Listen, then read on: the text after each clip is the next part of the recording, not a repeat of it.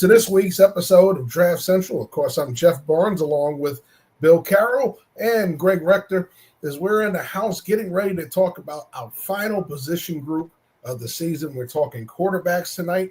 We're also going to have special guests tonight. Davis Black, quarterback from Cal, PA, is going to be in the house with us tonight, along with safety from Villanova, Trinh. So, yes, we get Bill's old position safety back in the house tonight. So, guys, last position group, and after that is mostly guests after this. We'll talk some other things as well. But we're going to have a lot of guests coming through here the next few weeks. It's going to be very interesting. Yes, it will. You know, we saved the best for last. Everybody loves the quarterback position, so we normally kick it off with quarterbacks. And listen, you got to give the fans, they want the fans' popular position is the quarterback, so you got to give them that. Yeah. Make it a little suspenseful. We make them wait till the end to get to the quarterback position. Now here we are at the quarterback position, and listen, I know people were trying to beat up this class compared to last year's. This class is a lot of good quarterbacks. They may not be generational talents, but there are a lot of good quarterbacks in this class. Yep, there are. Yeah, I think it's more about what you're specifically seeking. And while there were more quarterbacks in last year's class that were more system agnostic, you could use them in more different kinds of situations more easily. In this class, you have more specific quarterbacks. They are for a specific type of offense or a specific type of situation.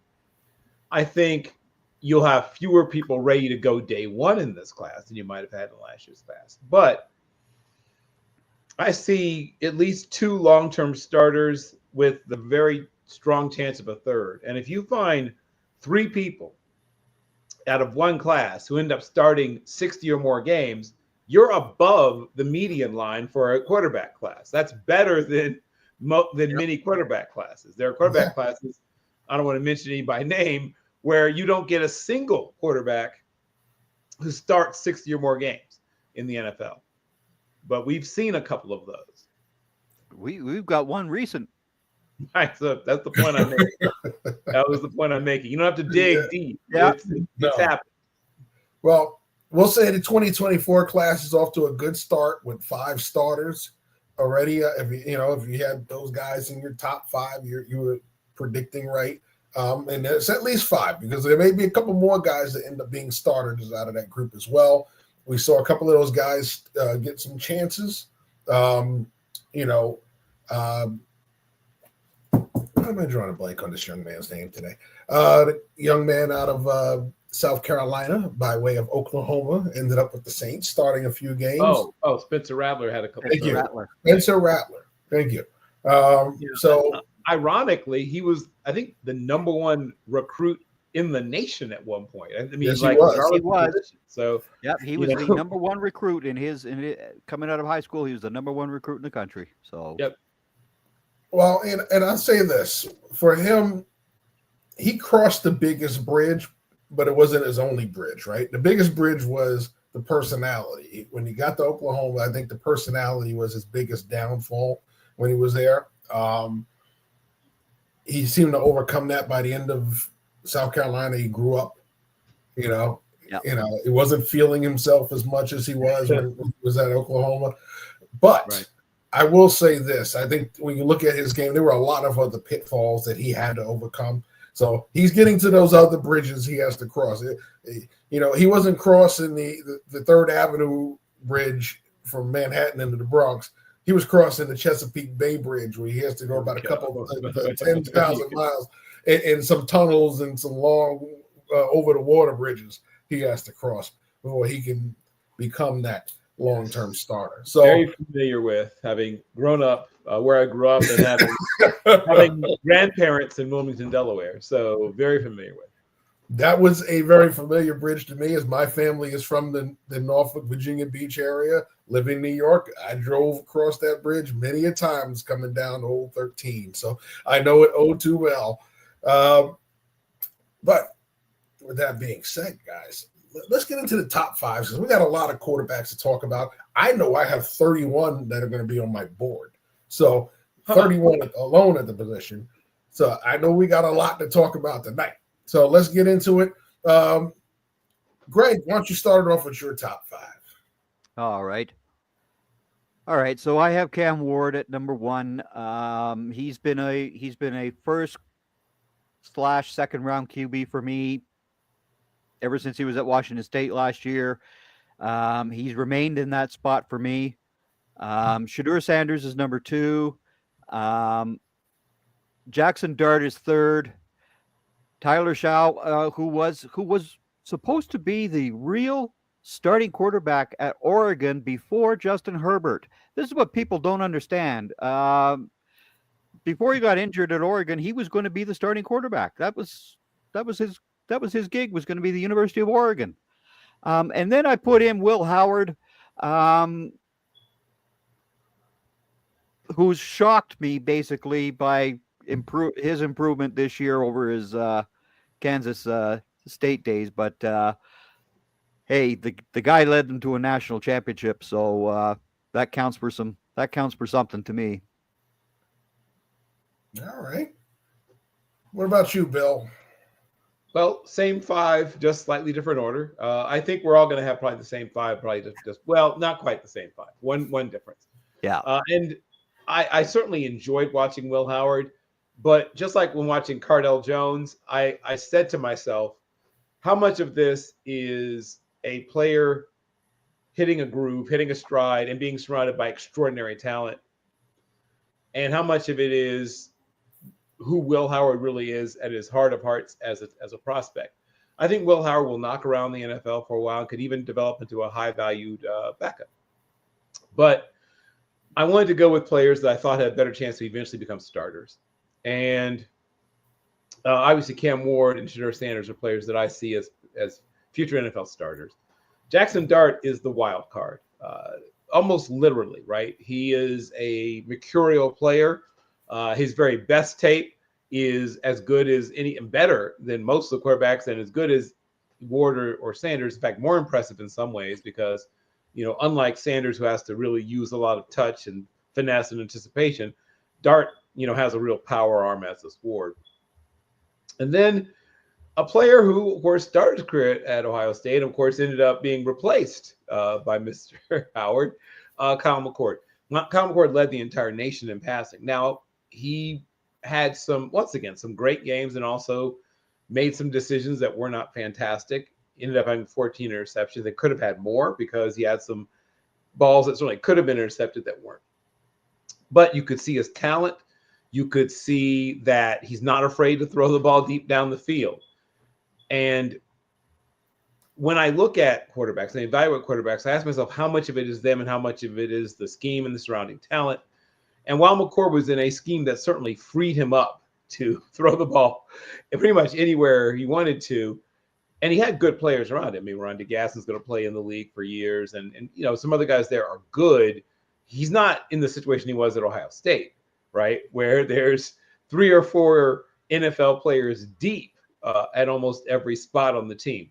And he elevated the talent around him. And then Tyler Shuck is a fascinating story. As has been mentioned, he has never finished a single season uninjured in his very long college career.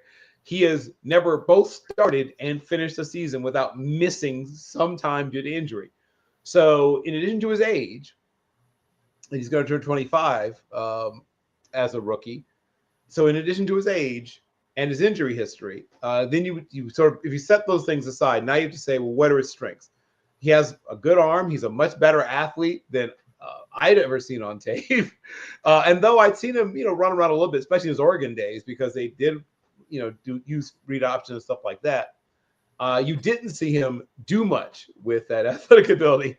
I think he has under 400 net yards rushing in his college career. I have to go back and check, make sure that's right, but I think he's under 400 net yards in a very long college career. So despite the fact that he is a good athlete, he hasn't done much with it. But I think he's the kind of guy that some team late day 2 or early to mid day 3 rolls the dice on, saying worst case scenario, we get kind of a Nick Foles kind of guy. But if everything works out, he could, in the perfect situation, become a starter as well. Those are my 5. All right. Let me give you my 5. And we will get back into the comment section. So I got Ward, Sanders, and Dart. Now, some people make it a case for Sanders to be 1. I like Sanders almost as much as I like Ward. They're very close in grade. 0.15 difference between the two. Neither one have a first grade. I have no first round grades on the quarterback this year. No. I have second round and below. Yep. So, which second round is a very good starter. He's just not a all pro caliber starter. Doesn't mean that they won't get there. That's just what I'm projecting. They won't have that ceiling. Now, why I like Ward over Sanders? I like Ward for the fact that consistency, right? We talk about Shedeur. Shedeur makes some consistently bad mistakes, holds the ball too long, will take penalties for intentional grounding that you shouldn't take and knock yourself out of field goal range. Things of that nature where you want a guy that's going to go out there and help you. By playing hero ball at times, he hurts you. Ward doesn't do that. Yep. So that's something that you can carry that bad trait to the NFL. And it's one of those things you got to work out. We talked about Sam Darnold. Everybody talks about this year, how he was such a great quarterback, and that's supposed to be who he was supposed to be. Sam Darnold's been who he's supposed to be his whole career. He's a guy that turned the ball over 21 times his final year at USC before coming to the NFL, and those turnovers followed him throughout his career. This was the first year he was not turnover free, but he kept them low and kept his team in games, and they won a lot more as a result. Yeah. So this is where you talk about players that have bad traits they have to fix. If Shedeur can control that, he's going to be just as good as Ward, if not better. But if he never fixes that, that's always going to be one of the issues he struggles with in the NFL. And when the pass rushes are a lot more talented, more aggressive, you're not going to be able to hold the ball that long. It's going to lead to you think the beatings he was taking in Colorado were bad. What he will take in the NFL will be worse. Jackson Dart, my one knock on Jackson Dart is what those two guys at 1 and 2 do in big clutch moments, he doesn't do consistently. And that's one of the reasons why when you talk about Ole Miss and not being a playoff team, well, they had chances. Yep. And he didn't step up. He did. Yeah. Right. So that's where I look at him. Quinn Ewers, this is more on talent alone when I graded him. And I'm not finished my quarterback grades, but I'm very close. So most of my top 5 are there. And we say, how did Dylan Gabriel get in there? Because guess what? Some of the guys that were on your top 5s don't have a final grade yet. So they may grade higher when I finish finalizing their grades. How did Will Howard miss my top 5? He is 0.10 behind Gabriel. Okay. So they're both third-round grades. They both got third-round grades. So that's right. Right, so they're both in the same range, just 0.1 behind him. So when you see him on the board, he's going to be listed just below him. But nevertheless, you talk about it, there's not that big a difference. Not getting to Dylan Gabriel next. But Quinn Ewers, all the talent in the world, injuries are a problem. He's consistently injured. He's one of the big problems he has is he consistent when the bright lights are on him? Has those moments where he's not. Now, I think Quinn Ewers could have been my 3, possibly 2, if he had exceeded those expectations, if he was consistently available for Texas. He wasn't. So that's where I look at it and go, when I factored his grade together, that's why he is where he is. Now, Dylan Gabriel, I'm a little higher on Dylan Gabriel than a lot of people. And the reason being is, yes, he is short. Well, we have short quarterbacks in the NFL now, so it's not unheard of anymore. Yep. The reason why I'm higher on Dylan Gabriel is when you look at his college career, there are tools that he has that are going to help him. There are tools that he has that are going to hinder him. But one tool that he has that's consistent is his consistent success in different offenses. Okay, he started out at UCF with Josh Heupel. Okay, did very well under Heupel, 2 3,500-yard seasons. Then what happened? What led to his stepping back and having a bad year? Oh, how about Gus Malzahn and a whole new offense that really didn't make any sense coming into UCF, right? Chased him off to Oklahoma. He has a rebirth in Oklahoma. Looked good in Oklahoma when he was there. Transfers to Oregon, has them in the playoff, right? And wins the Big Ten in their first year. So when I look at Dillon Gabriel, he's a guy that's performed in multiple offenses. He's done it in different situations. Now, is he the most complete prospect? Absolutely not. He's one of those guys, another third-round grade, right? So these guys here are the guys that when you talk about them, could they be long-term starters? Yes. Are they going to be very good long-term starters?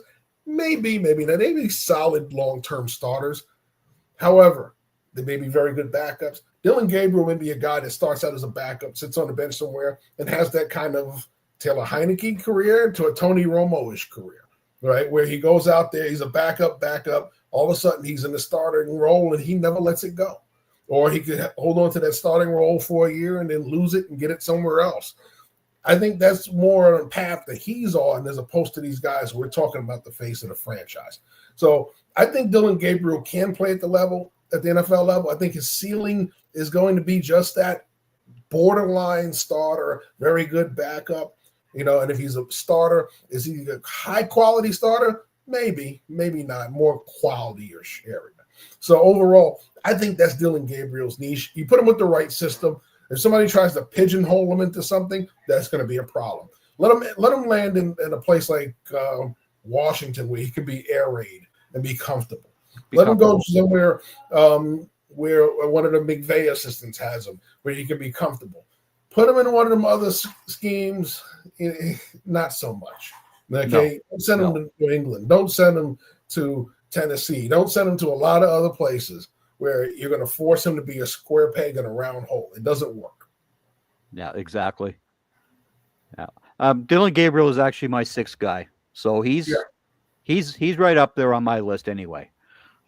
Quinn Ewers is further down for me, but that's well, he may get pushed down when the final grades and the tags go on the board. Depends. Yeah. There's still quite a few more guys that go out of 31. I have 17 graded. So finalized. That is Ewers was my 3 for about 7 weeks into the season, and combination of, once again, as you pointed out, him getting injured, and then he didn't look like himself at first when he came back. Mm-hmm. Ewers had some of that same personality stuff you talked about earlier when you talked about Spencer Rattler, right? Yes.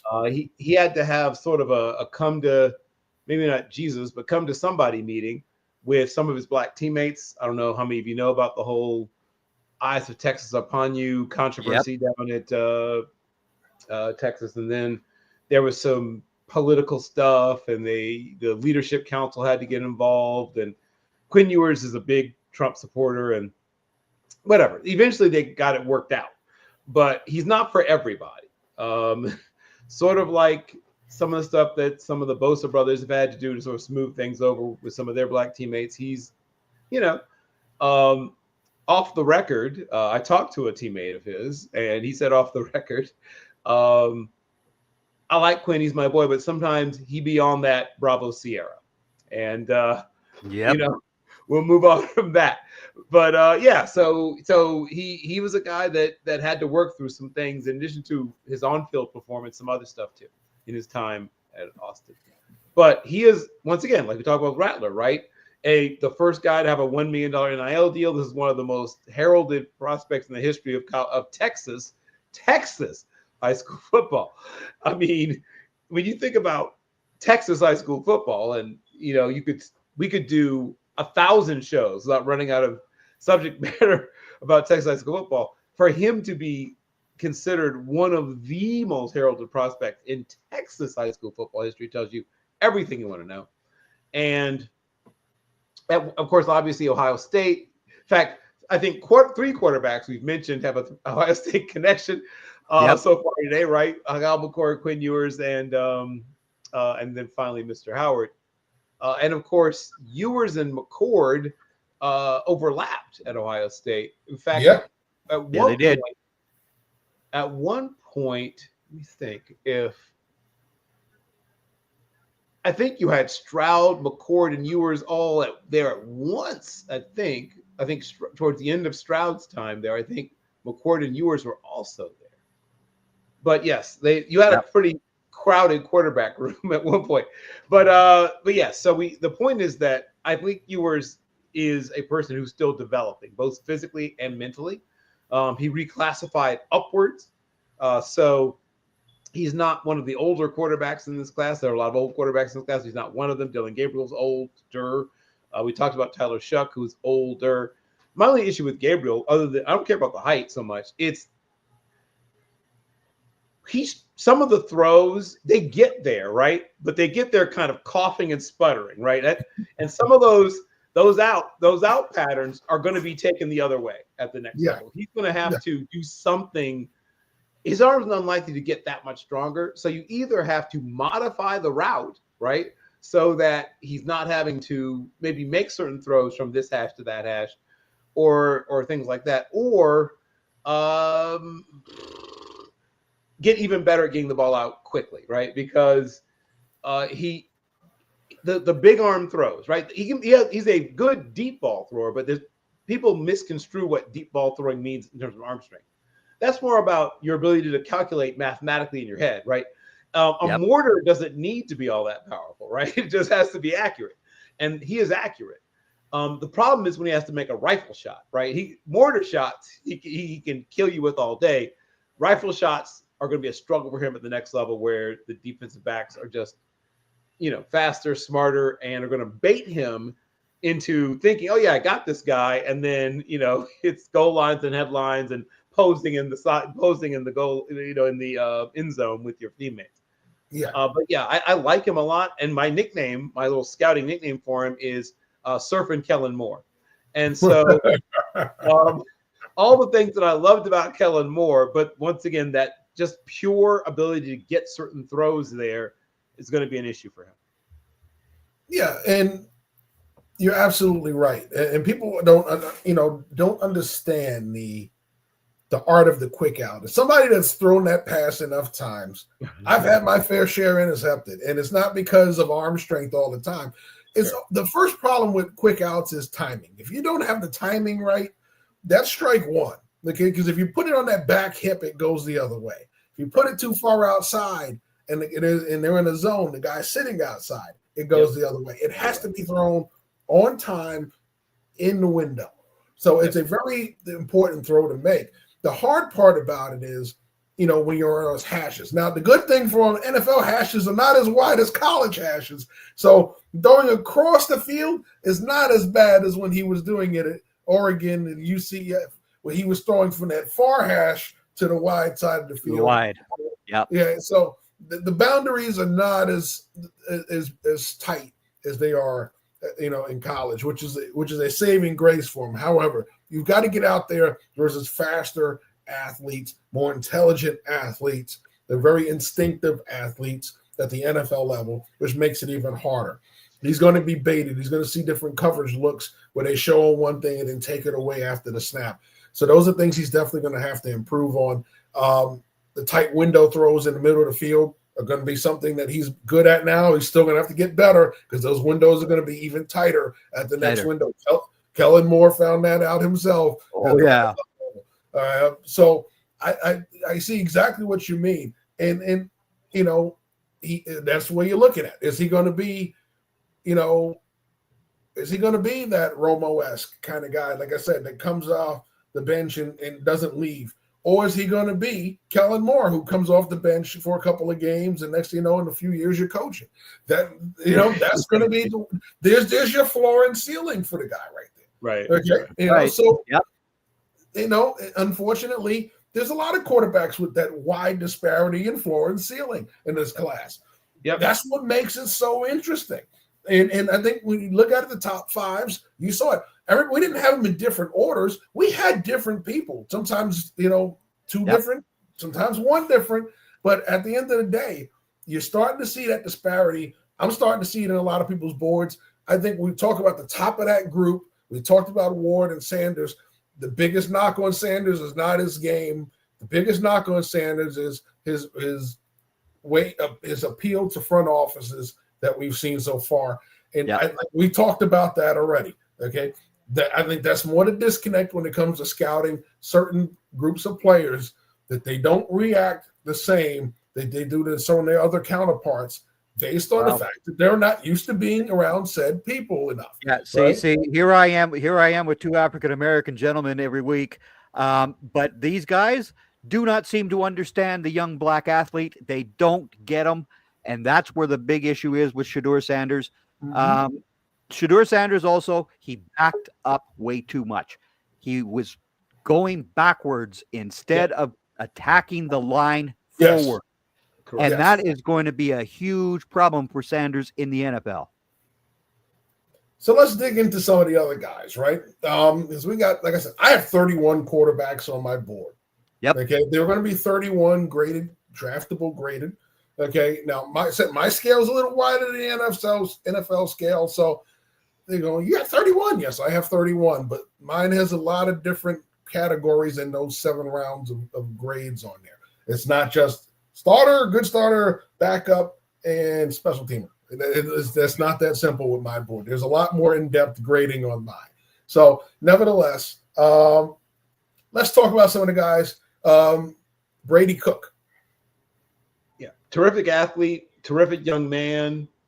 You just mentioned timing and ball placement, right? There were times when his timing and ball placement was some of the worst I'd seen amongst top quarterbacks at the top level of football, I'll put it that way. But he also was a guy that somehow got it done at times, right? You mentioned playing your best when your best is needed. Very famously, right? He literally left to go to a hospital, right? Comes back and finishes the game and wins the game in overtime. Super tough. You know, I'm only half kidding when I say I comped him to Scott Frost in that, I mean, the toughness and the athletic ability, I almost wonder if he ends up playing safety, but he, his actual ability to put a football in the right place at the right time, it's just not, it just doesn't happen enough. Right. And I think that he will need to be coached up incredibly well to become even a high-level backup. The ideal situation would be for him to go back up somebody like Bo Nix with the Denver Broncos, work with somebody like Sean Payton, who is pretty good at rebuilding certain kinds of players, at getting them to be better than they ever thought they could be or ever would have been in other situations. And I, like I said, love him as a person. I think he's going to be a terrific locker room person, and eventually, you know, grab a clipboard and, you know, eventually become a quality control guy, then eventually a quarterback coach, eventually offensive coordinator, and possibly even a head coach one day. But like I said, I'd love to have him on my team. I just don't want him. I want to depend upon him to play. Yeah. While I like him, don't get me wrong. The athleticism kind of boosted his grade a little more for me. He would have been he is a late 3rd round guy, but he would have been further down on my list. I've won for a couple more, you know, if he didn't really test well, if he didn't show a lot of different things athletically during the season. But I must say, very inconsistent thrower of the football. And that's one of the biggest problems there, because you're going to be asked to do it more at the NFL level. And we talked about the talent that you're going to face. While, you know, he did put up a lot of numbers at Missouri, they scored at will on a lot of very good defenses. However, you know, it's not going to be the same when you're playing on Sundays. So he's one of those guys I like, but his grade, because of the athleticism, because of that stuff, kind of gets an extra push. I always talk about guys getting an extra push because when you start plugging in the athleticism and you grade them on that, we talk about quickness, athletic ability, change of direction, all that stuff, and you show that you can do all that stuff, it boosts your grade because you get some higher grades there. But then when you get back to the other stuff, you're talking about throwing in the coverage and the tight windows and all those things come in there, and those grades pull your grade back down. You wind up grading out with guys who may be better passers but not good athletes. You know, so you're in the same window with those guys. But when you read the scouting report, it tells you that stuff. So that's where, you know, Guys may be in the middle of the board, but they're in the middle of the board with certain guys for a reason. While he may have certain things that the other guy doesn't have, it's the same way when it comes down to with the other guy who is very similar grade. He may be a better passer of football, not as good as an athlete. So he's around there with like a Riley Leonard. Go figure. Two guys who are very good athletes, not great, not consistent throwing the football. Okay, so very interesting that they are 0.01 separation there between their two grades, and those are final. So they're going to be on the board, literally, late thirds, right next to right above each other, because that's exactly where they are. We saw Jalen Milroe tear up the 40-yard dash today. However, we saw Jalen Milroe at the Senior Bowl, very inconsistent throwing the football. So once again, we're talking about a guy who. All right. Do you think that the 40 time today kind of fueled the he needs to switch positions speculation that they always do with a guy who's inconsistent on football, but he runs fast? Well, absolutely. I've already told you guys, I think Milroe is going to be a running back in this league. I think he's going to head to become a running back. Yeah, I don't know if he'll become a running back, but I think that the thing that will be in the minds of some people will be sort of, I wouldn't say a poor man's, a lower middle class, a working class man's, version perhaps of, what the Saints managed to sort of hammer out in their situation. When you have, of course, that was later because that was an older prospect, right? Taysom Hill was an older prospect and a guy with a scary injury history. So they got him at a real scratch and dent discount because they didn't have to even spend a draft pick. You're going to have to draft Milroe. But what I will say is he has progressed. He's improved, but there's still so far to go. Yeah. I mean, he's a multi-year. He found the young wide receiver, the 17-year-old Ryan Matthews several times downfield. But again, that is what we talked about before. That's math. Yeah, and the deep ball throwing has always been the best part of his game as a passer. Yeah. The issue is the intermediate stuff, right? Even sometimes on short throws, I've seen him miss layups in essence, right? The little angle routes, little shoot routes, and where the ball is just traveling 12 to 14 yards in the air and he's missing. And touch and anticipation, the strength of Shedeur Sanders is the nadir of the game of one Jalen Milroe. He does not anticipate well. He does not understand touch, especially once again, he has a big arm, but he struggles with the big arm throws despite having a big arm because he's not placing the ball correctly. The ball isn't coming out on time. And can that be fixed? Maybe, but the track record on fixing it at this point in development of a player it's a 3 times out of 1,000 kind of thing. It tends not to happen. I'll put it that way. And who did they have dinner with last night? Who did Jalen Milroe go out with last night, Bill? Oh, your head coach Tomlin and Omar Khan and yes. Oh, it's the Pittsburgh Steelers. Well, we had a lot of success with Slash in the past, so maybe they're going to try to run it back.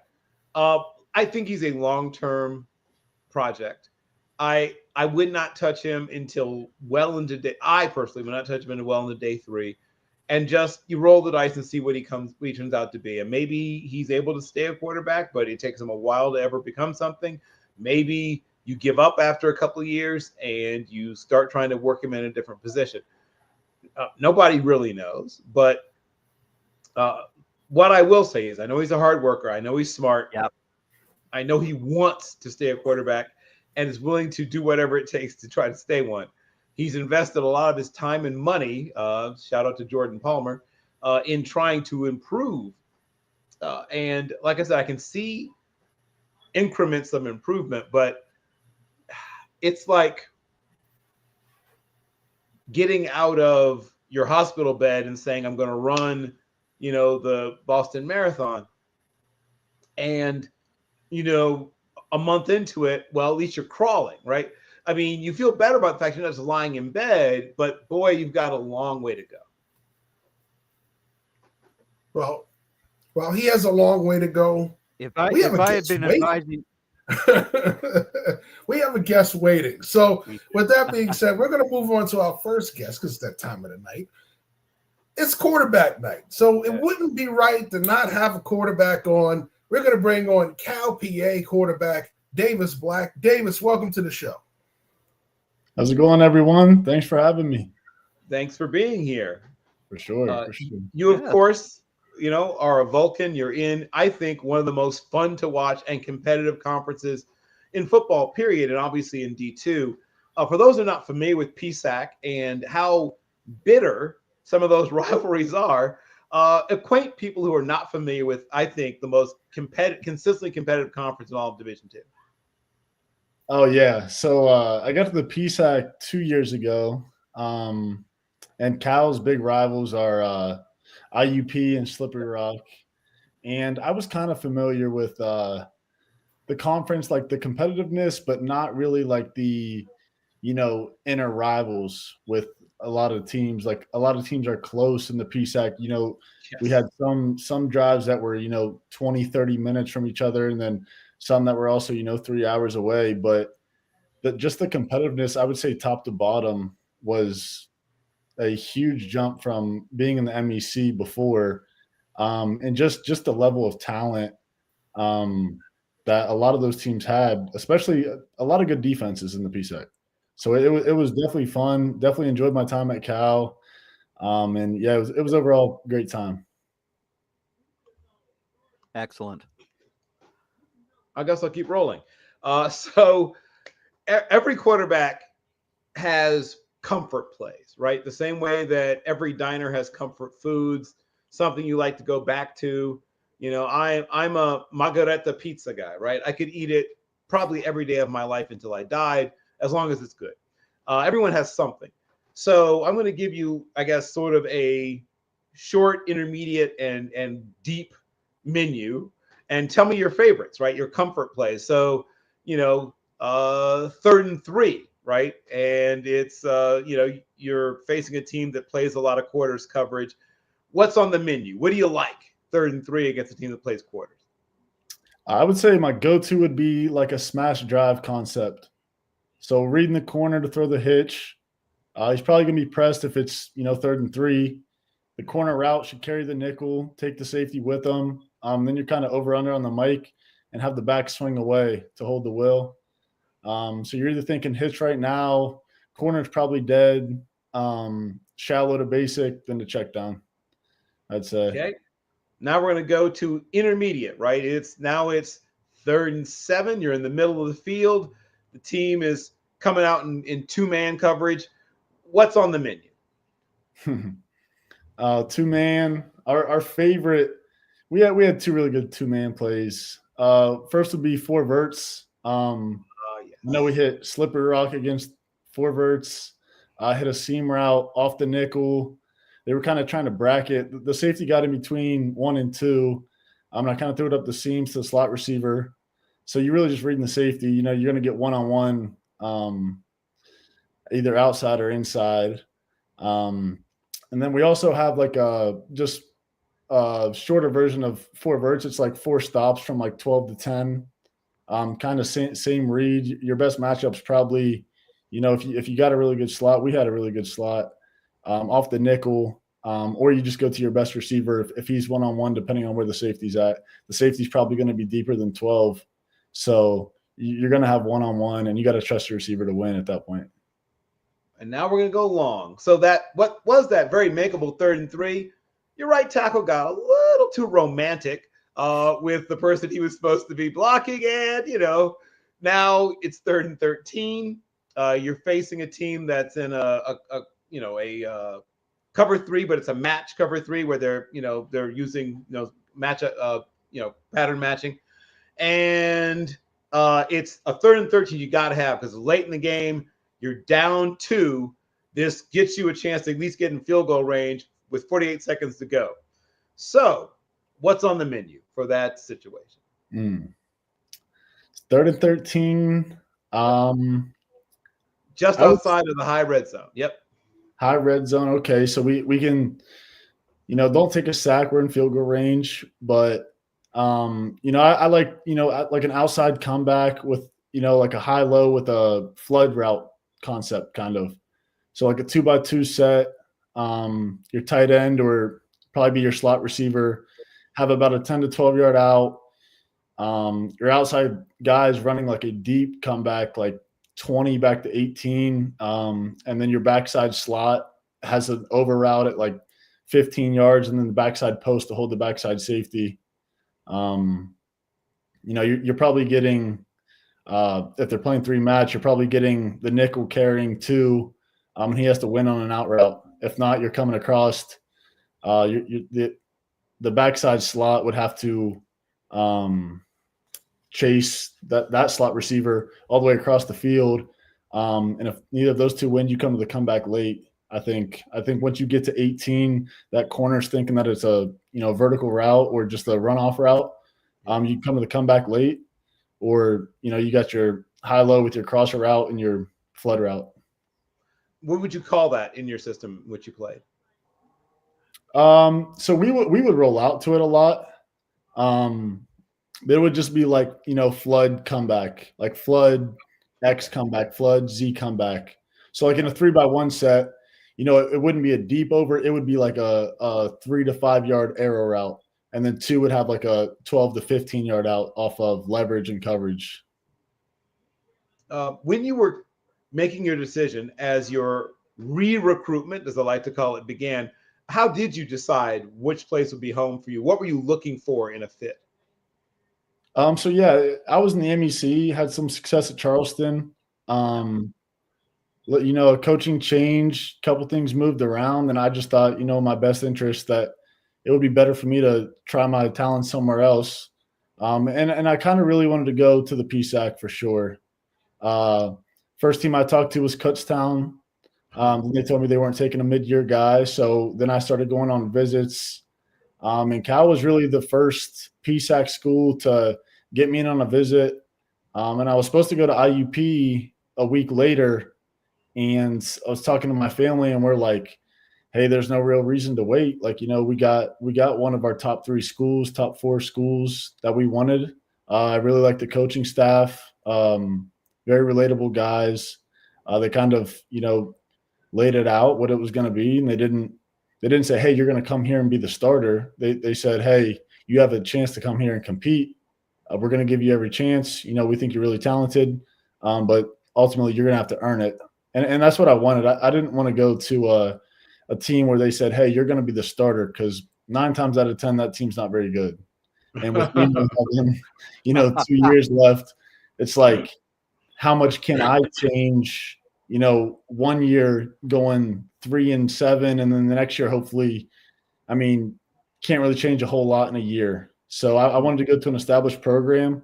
That was Cal, and I think it worked out great. I built some great relationships with coaches, players, just faculty members, all that. I was really grateful for my time at Cal. Overall, a great experience for sure. Well, I have 2 more questions, and I'll throw it open. Give me a quick sort of thumbnail scouting report on your receivers, and not just receivers, but everyone who's thrown balls to since you've been there at Cal PA. What are their strengths? What are the things that you've noticed about the guys that you've been throwing the ball to? What made them, guys that you felt comfortable putting, the church's money in their hands? Our receiving core is very diverse. So I'll start with Eric Willis first. Very unconventional guy, 5'8" outside receiver. Burner. He, run past just about anybody. Quick, twitchy. And he was kind of the first outside guy. He was like the X, I would say. And then our Z was Dede Johnson. Jump ball, 6'2", 6'3" receiver, very physical, great blocking receiver, and like a jump ball, one-on-one type of guy.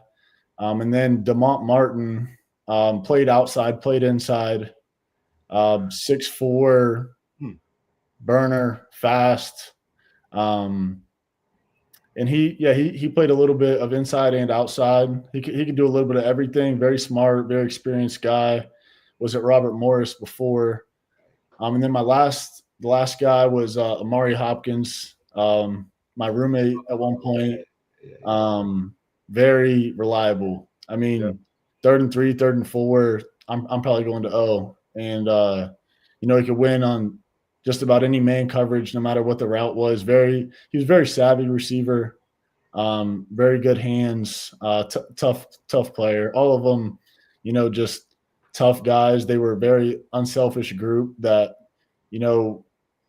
trusted me to put whoever I threw the ball to in the best position for our team to win. And that was the biggest thing from our growth from year 1 to year 2, because I was with all those guys for 2 years. So the growth I would say that we, had from year 1 to year 2 was massive. It was just a lot of trust and confidence in each other. And I mean, we were down multiple times in some big games. None of us ever blinked. It was just, who's going to make the play. It wasn't like, oh, hey, we have to go to this guy, or this guy has to win. We have to call play up for this guy. It was really any 4. Even shout out Nate Blessett was the next guy in the rotation, and he was very reliable, great hands, great route runner. I mean, we had 5 really, really good guys and tight ends that could block and make plays. Jack Kalechi could make a lot of plays fast. I mean, it was that Cal offense was really good, really good. I usually stick to football, but I'm going to ask one non-football question. You are very well groomed. Your hairline, your mustache, your beard. Is that all you, or should you want to shout out the talents of your barber? Oh yeah, my barber. So I just moved up to Cleveland. My best friend lives in Cleveland, so I'm living up here with him, training, working out. And I met a guy through him. His name is Josh Mankins. Shout out Josh, great barber, up and coming barber, cool dude. Yeah. So yeah, Josh. Solid work. Yes, well done. Thank you. Greg, any questions? Okay, so you were the PSAC Offensive Player of the Week 3 times, weeks 2, 5, and 6, including a 28-7 thumping of the Slippery Rock team. And then you had your Dak Prescott moment against them in the playoffs. How did that game develop for you? I mean, you only had 90 yards passing in the last game against Slippery Rock. What happened to that team on that day? Because I'm not blaming you. No, yeah. It was kind of just ran out of steam a little bit. It just wasn't. Yeah. Things didn't seem right. They made some adjustments that it took us a little while to get used to. They brought some more pressure. They played a lot of, they went for a lot of 2-man in the first game. And then they kind of started just heating us up a little bit, eating our backup in protection. They weren't really playing press man. It was more like a catch man with a deep safety instead of, their typical, 2-man with outside receivers pressed, where they would only bring 4 guys, maybe 5. But yeah, that second game, they started heating us up a little more. They had some guys come back off of injury that played well, a couple linebackers, and their D-line played really well. But ultimately, we just couldn't really get over the hump. We couldn't get started, it seemed like. We just kind of, never really got going.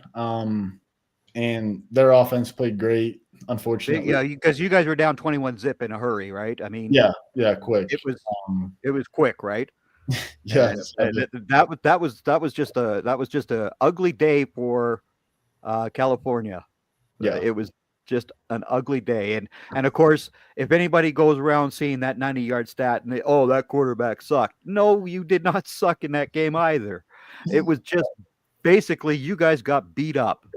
Yeah, for sure. Yeah, we had 4 or 5 guys out on defense towards the end of the year, and it just it got tough. And I mean, that was definitely our offense needed to step up, and we just, like I said, couldn't get it going before it got too late, and they just got up and didn't let us come back at all. So yeah. And you're what, 6'5", 230 Yep. still, or 233. 233? Yep. Awesome. Because you have a very good arm. Thank you. I will tell you that. This is from somebody who watches enough D2 to say that yes, you are a very good quarterback at the D2 level. Would you look at the UFL as your first option? I wouldn't say it's my first option. My first option is the NFL. Okay, perfect. That's the answer I wanted. That's the answer I wanted to hear. But I definitely would be open to, any NFL, UFL, CFL opportunity for sure. Yep. But I'm just, praying and hoping for it, working for an opportunity in the NFL, and thinking that's the route I can take and make. Have there been any NFL teams, either formally or informally, in contact with you so far? Yeah, I would say informally. I was down at the Tropical Bowl. So I met briefly with the Packers, had to do like a little test, just kind of some follow-up questions as far as the interview went. Then some questionnaires with the Colts and the Cowboys. And then the Cardinals reached out to my school, my coaches, asking some questions, just some background questions. So, nothing too crazy, but hoping to change that. Understood. See, my name here is Great Cowboys. There's a reason for that. So I actually did hear that the Cowboys did speak with you informally. So, yep. And pro day wise, where will you be for pro day? I was actually at Kent State today. Okay. And then I got the PSAC Pro Day next Tuesday at Gannon. okay. Got it. Did you get any of your results back from your initial pro day? No, they said the results were confidential, so didn't really get those results. Yeah. I have a rant, but this is not the time or the place. So we'll do it at the end of the show. You're not the only one. You're not the only one. I'm following you on Twitter. We'll DM each other about some stuff later. Yeah. But yes.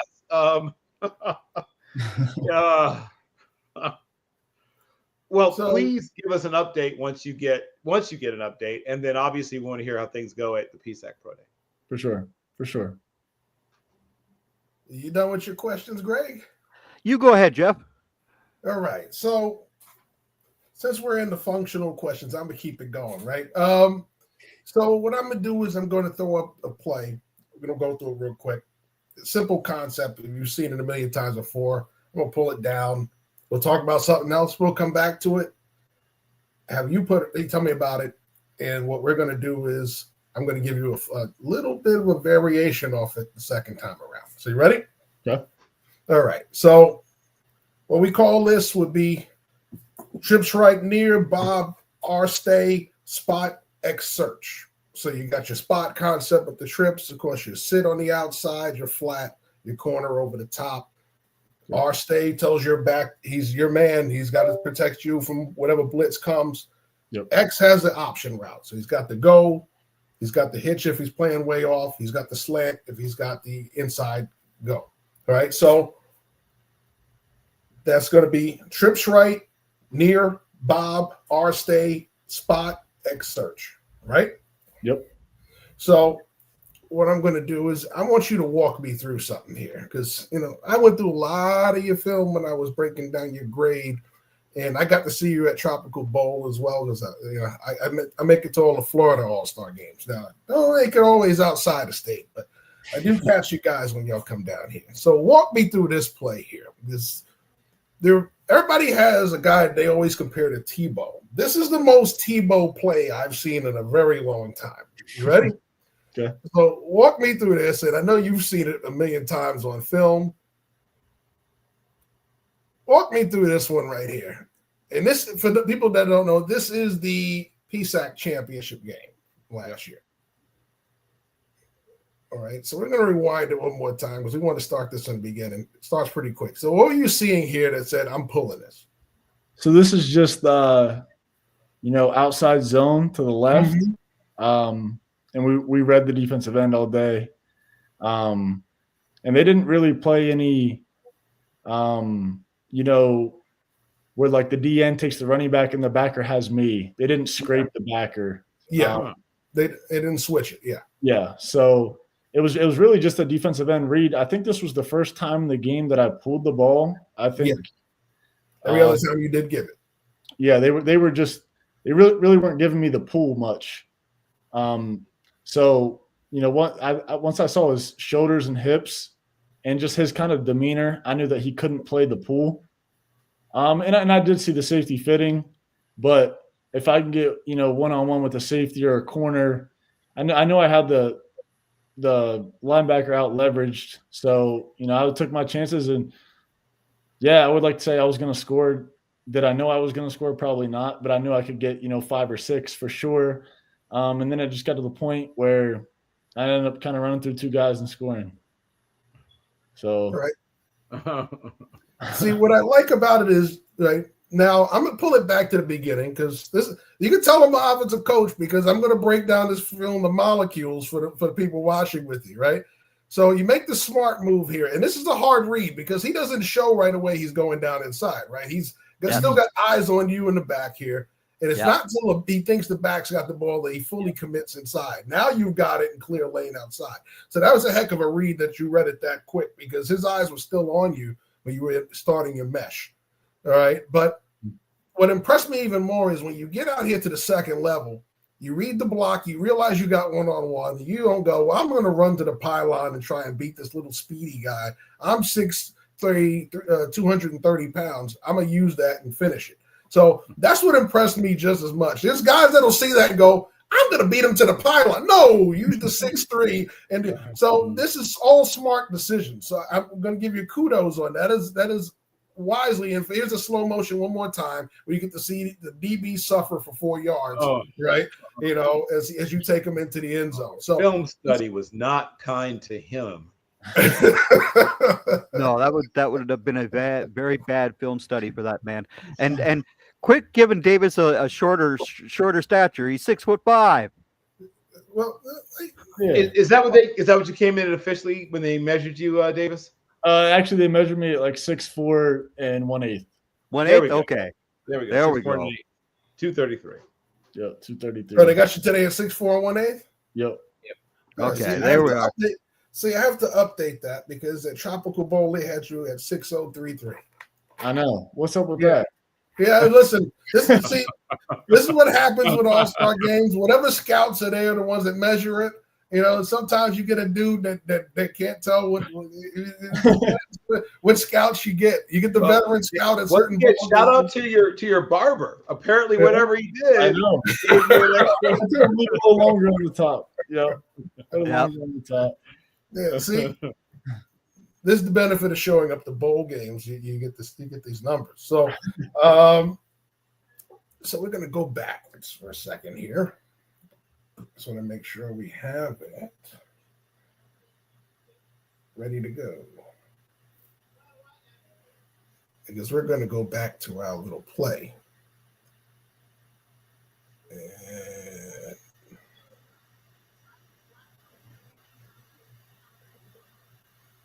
here we are. All righty then. So let's walk through it one more time. And what I'm going to do is I'm going to pull it up for you, and you're going to walk me through what we're doing on that play. Do you remember the name? No, I don't remember the name. I remember the concept, though. Okay. All right. So we'll walk through the name. All right. Forgive me. Getting the blank shot, I had to go backwards. So forgive me. All right. Here we go.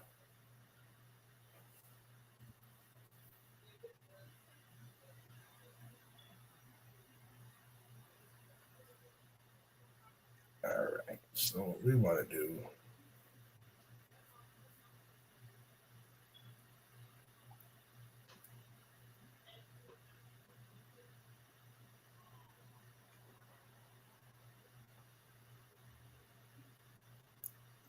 Wrong one. See, I'm cheating you. There we are. There. All right. So, easy one is the formation. Guess the formation name. Trips right. Bingo. There you go. All right. Trips right near. Okay. Near is your back, letting you know he's on the trip side, right? Bob. What's Bob going to be? Big on big protection. You are the dude. All right. All right. So Bob R. Stay is part of your protection. Right. Running back stays in protection. You got it. Spot. But That's Yep, the spot. Z has a spot route. Mm-hmm. With the Y has a corner route. Mm-hmm. Spot is the concept.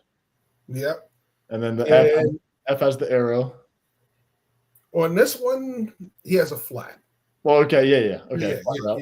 You work in the 3 levels to the outside. So right. Yeah. All right. X search. So he has either a fade ball, a slant, or a hitch. Perfect. All right. So you got it. All right. So I want you to take that same spot concept, right? We're going to keep that same concept. We're going to change the formation. All right. So we're going to change it up now. And we're going to walk through this. I want you to walk me through this one. So what we want to do is go. All right. So what we want to do is go spot right. We want to go spot right, Bob open. Spot right, Bob open. Spread right, Bob open, spot right. We're going to go X go, F search. Okay. All right. So spread right, you know the formation. Yep. All right, Bob, you know this protection. What do you think the open means? That the back swings open to the first call, the spot side. He has a flat route or swing route. Perfect. See, this is why he's the dude. All right. So yes, he is going to be your open. Tells him free release. There's no check route. There's no nothing getting to your route. So we're running spot now, which is a 3-man route, and there's only 2 receivers. Back has one of those responsibilities. Yep. So there you go. So you got it right. That is the big one right there. A lot of people miss is the back is the 3rd man in the spot. All right. Yeah. So all right. So Z has your what? Z has the spot route, like the curl or like a hitch route, a diagonal hitch route. Yep.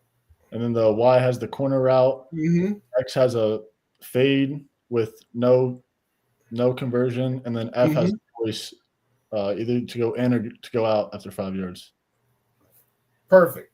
You could probably just sit it down too as a hitch. Absolutely. You can sit on the stem of the route, go in or go back out based on the coverage. So it depends on the leverage of the linebacker or the man on his head. So you got it exactly right. Great job. So Greg talked about one of your toughest games. I know you didn't have any tough games versus Lock Haven. I know Lock Haven oh too well. My brother played at Lock Haven, so I watched Cal PA and Edinburgh and Slippery Rock and everybody else come in to Lock Haven and beat up on them pretty good. Hey, Lock Haven was pretty good this past year. Yeah, well, they weren't good when he was there, so that's all I cared about. Okay. I was going to say, they were pretty good this past year. That 4-hour drive from New York to watch them lose a lot of them games was never fun. I can tell you that right now, all right? So, and then probably the stadium looks a lot better than when it was when he was there as well. So, but tell me about your best game. What do you think led to you having the success on that day? Do you feel it was your best game? So are we talking, numbers, stats, or are we talking just overall, like overall with a game you felt that you were in the zone, you could do no wrong, and y'all won big because of that? I would say the first slippery route game. Bingo. I think we, I think it was only threw for like 260 yards and maybe 2 touchdowns and a rushing touchdown, but just the confidence we had that I had on 3rd down, picking up some crucial 3rd downs, keeping the ball out of harm's way, didn't turn it over, and just really controlling the game. I think we won by 21 points, and it was never really in doubt. And I think we need the ball at the 10-yard line too to end the game. So I would say overall, yeah, I think I controlled the game, that particular game, the best out of all. Then Clarion was a game where I put up big numbers and a comeback win. But I would say, for quality opponent, rivalry game, I would say Slippery Rock regular season. All right. Of the things that you feel you're weakest at, what do you think is going to be the biggest one that you have to overcome to be productive at the next level?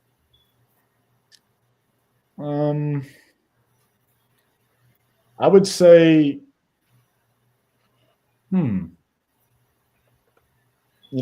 there's times some people criticize my speed, which then I tell them I have game speed. Yeah. So, game speed is different than, hey, let's run a 40-yard dash. But, I think that's something that I incorporated into my game much better, running the ball. I would say we didn't throw a whole lot of intermediate routes as much. It was kind of, get the ball out quick and get the ball in our receiver's hands, or, we're taking a shot over the top. So I guess I could see some people say that could be a weakness, but I do feel comfortable throwing intermediate. I kind of like, over routes and curl routes, dig routes. That's kind of my game for sure. But Gotcha. yeah, I would say that. All right. Bill, Greg, you guys got any final questions for Davis? Yeah. I've got one non-football question for you, which I've also asked a couple of the other guests we've had. What is your favorite food? Favorite food, I would say I'm a big steak guy. I get down with a good steak. Medium steak, medium rare, baked potato, broccoli, asparagus, something like that. I'd say. Good man. I'm telling you that you're a broccoli eater. That's a good thing. Good thing. Yeah. Listen, the vegetable list isn't too long. Well, I'll get down with like a salad, cooked asparagus, broccoli. But other than that, it doesn't get much more green. But yeah, I would say that's my go-to. There you are. Perfect. Go ahead, Bill. So putting your sort of scouting cap on, you faced some good defenses. As you mentioned, the PSAC particularly had some good defenses. Who are some of the best defensive players that you faced, and what made them special? Some of the best defensive players. I think the best defensive player I ever played against, I think two of them were on my team. Rashawn Murray, the corner last year, wore number 4, just transferred to Pitt. Yep. And then Dom Solomon, him and I used to go at it all the time in practice. Smart veteran, nosy guy, very physical, all around great player. But I would say, from opposing team standpoint, Kutztown, number 95, I think his name is Freddie Reuter, or he was a very good player. And then IUP had a pretty good linebacker. Garrett Cox was, a very good player, made a lot of tackles, kind of was everywhere. And I would say those two. And then Slip's defensive end, Todd Hill. Todd Hill, yeah. Todd Hill was a very good player, transferred into Slip for his last year. So, and my final question is: you love football, you play football, but you also watch football. Who are some of your favorite offenses to watch, and why? I like Sean McVay's offenses. Big Sean McVay guy. Matt LaFleur. It's just obviously people are going to say Andy Reid. He gets, his best players open all the time when it seems crazy. But I do like, Sean McVay, watching the Rams. I like their scheme, like kind of how the quarterback operates in that offense. Gives them a lot of freedom, a lot of, short stuff and crossing routes and, just stuff to get the receivers the ball in their hands, because ultimately that's the goal. And keeping the ball out of harm's way. Also, they throw it about 45, 50 times too, some games. So I think, offense like that would suit me best. Got it. Excellent. Thank you so much. Davis, it's been a pleasure watching your career and getting a chance to know you a little bit better. And yes. Once again, look for a DM from me, and we can rant about certain things. All right, for sure. For sure. Well, Davis, listen, thank the guys from the Gridiron Crew for letting you come on. We appreciate it. It was great getting a chance to talk some ball with you before the draft. What are your plans for the draft, by the way? So I'm in Cleveland right now training. I'm going to go back home to Byesville about 2 hours, spend some time with my family, hopefully hear that call, whether that's, probably going to be after the draft, whether it's undrafted free agent or, someone wants to bring me in for a mini camp. But yeah, I want to be with my parents, my two brothers, stuff like that's important to me. And, I want to, make the right decision and have kind of give everyone else that experience of, that emotional roller coaster that's hopefully going to be reality soon. So, yeah. Well, enjoy the process. Like I tell everybody, not everybody gets the chance to go through this. So enjoy it. Whatever happens, we're looking forward to seeing what happens next for you.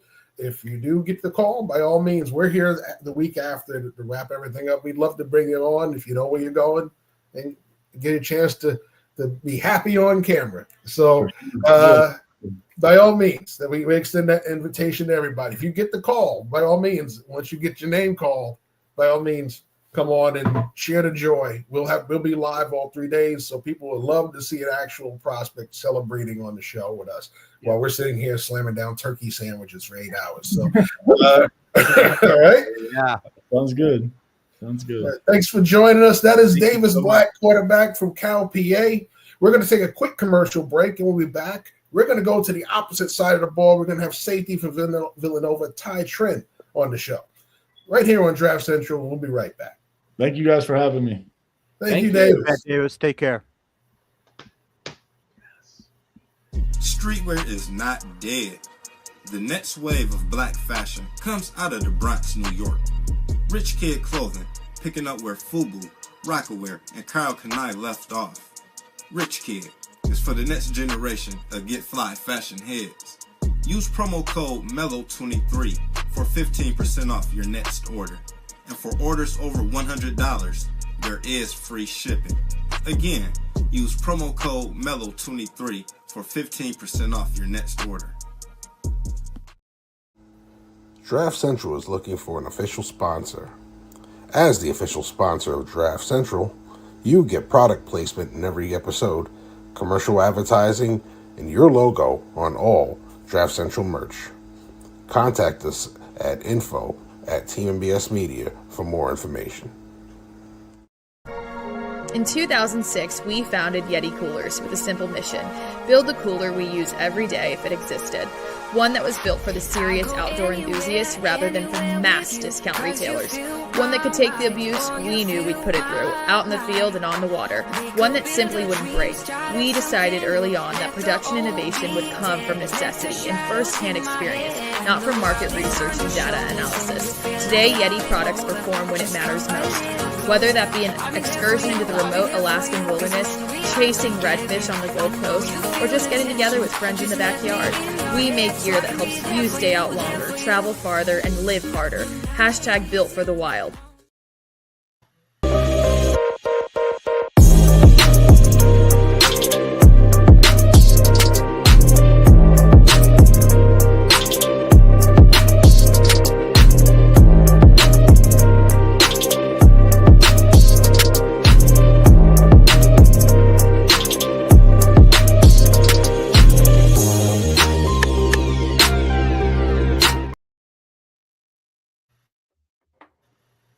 We'd like to thank Davis again for joining us tonight. And we got one more guest to go. Once again, we are live all 3 days of the NFL draft here, which is just over a month away. So we're rapidly closing in on the big 3 days. We will be here live once again. Make sure, like I said, you can have the big TV on with all the graphics. We'll be right here breaking down pick by pick by pick from one till the end. All right. So we talked to quarterbacks. We talked to a quarterback.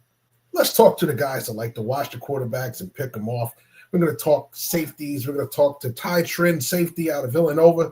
Ty, welcome to the show. Thanks for being patient. I know you're sitting there listening to a quarterback talk. I know some of your point we were waiting for a pass to be thrown your way.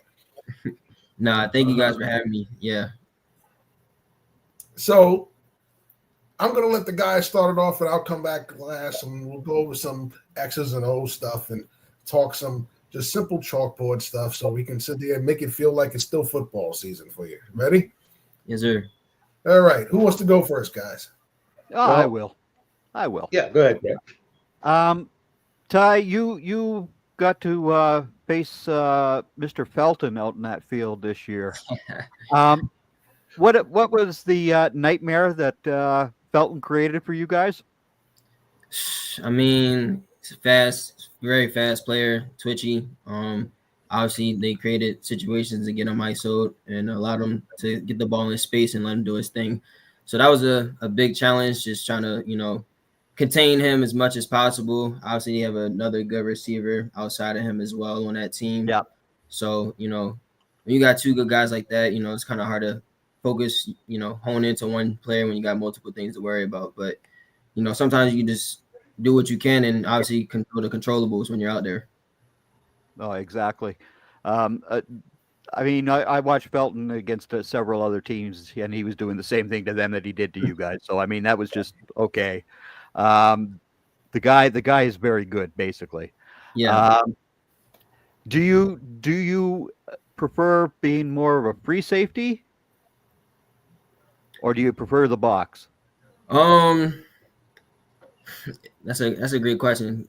These past 2 seasons, I've been playing more in the box, and then when I first got into playing safety, my first 2 years, I was playing more up high. So, that's kind of actually hard to pick. I mean, I felt like I found a comfortable role playing in the box these past 2 seasons, and I feel like I excelled the most there. But I like playing up high, just having that ability to, see everything from a bigger picture. I get to, see the formation better. Obviously, when you're in the box, you kind of have to see the formation from where you are at on the field. But I mean, I like free safety. If I could, I'll probably, be there if I could. But whether I'm playing in the box or up high, I feel I'm confident enough to get the job done. Yeah, that's why I asked you which one you preferred, because I knew as a beginner you were out at the free safety spot and then you moved into the box, right? Yes, sir. So, some guys prefer to be in that box, right? Yeah. Mm-hmm. But other guys, hey, they love having that wide open view of the quarterback from back there, right? So yeah, it's 2 different games when you're playing like high and then in the box. So I kind of had to switch my mindset a little bit when playing in the box more this year. I'm seeing a lot of different things being on the strong side of the field, to the formations and everything like that.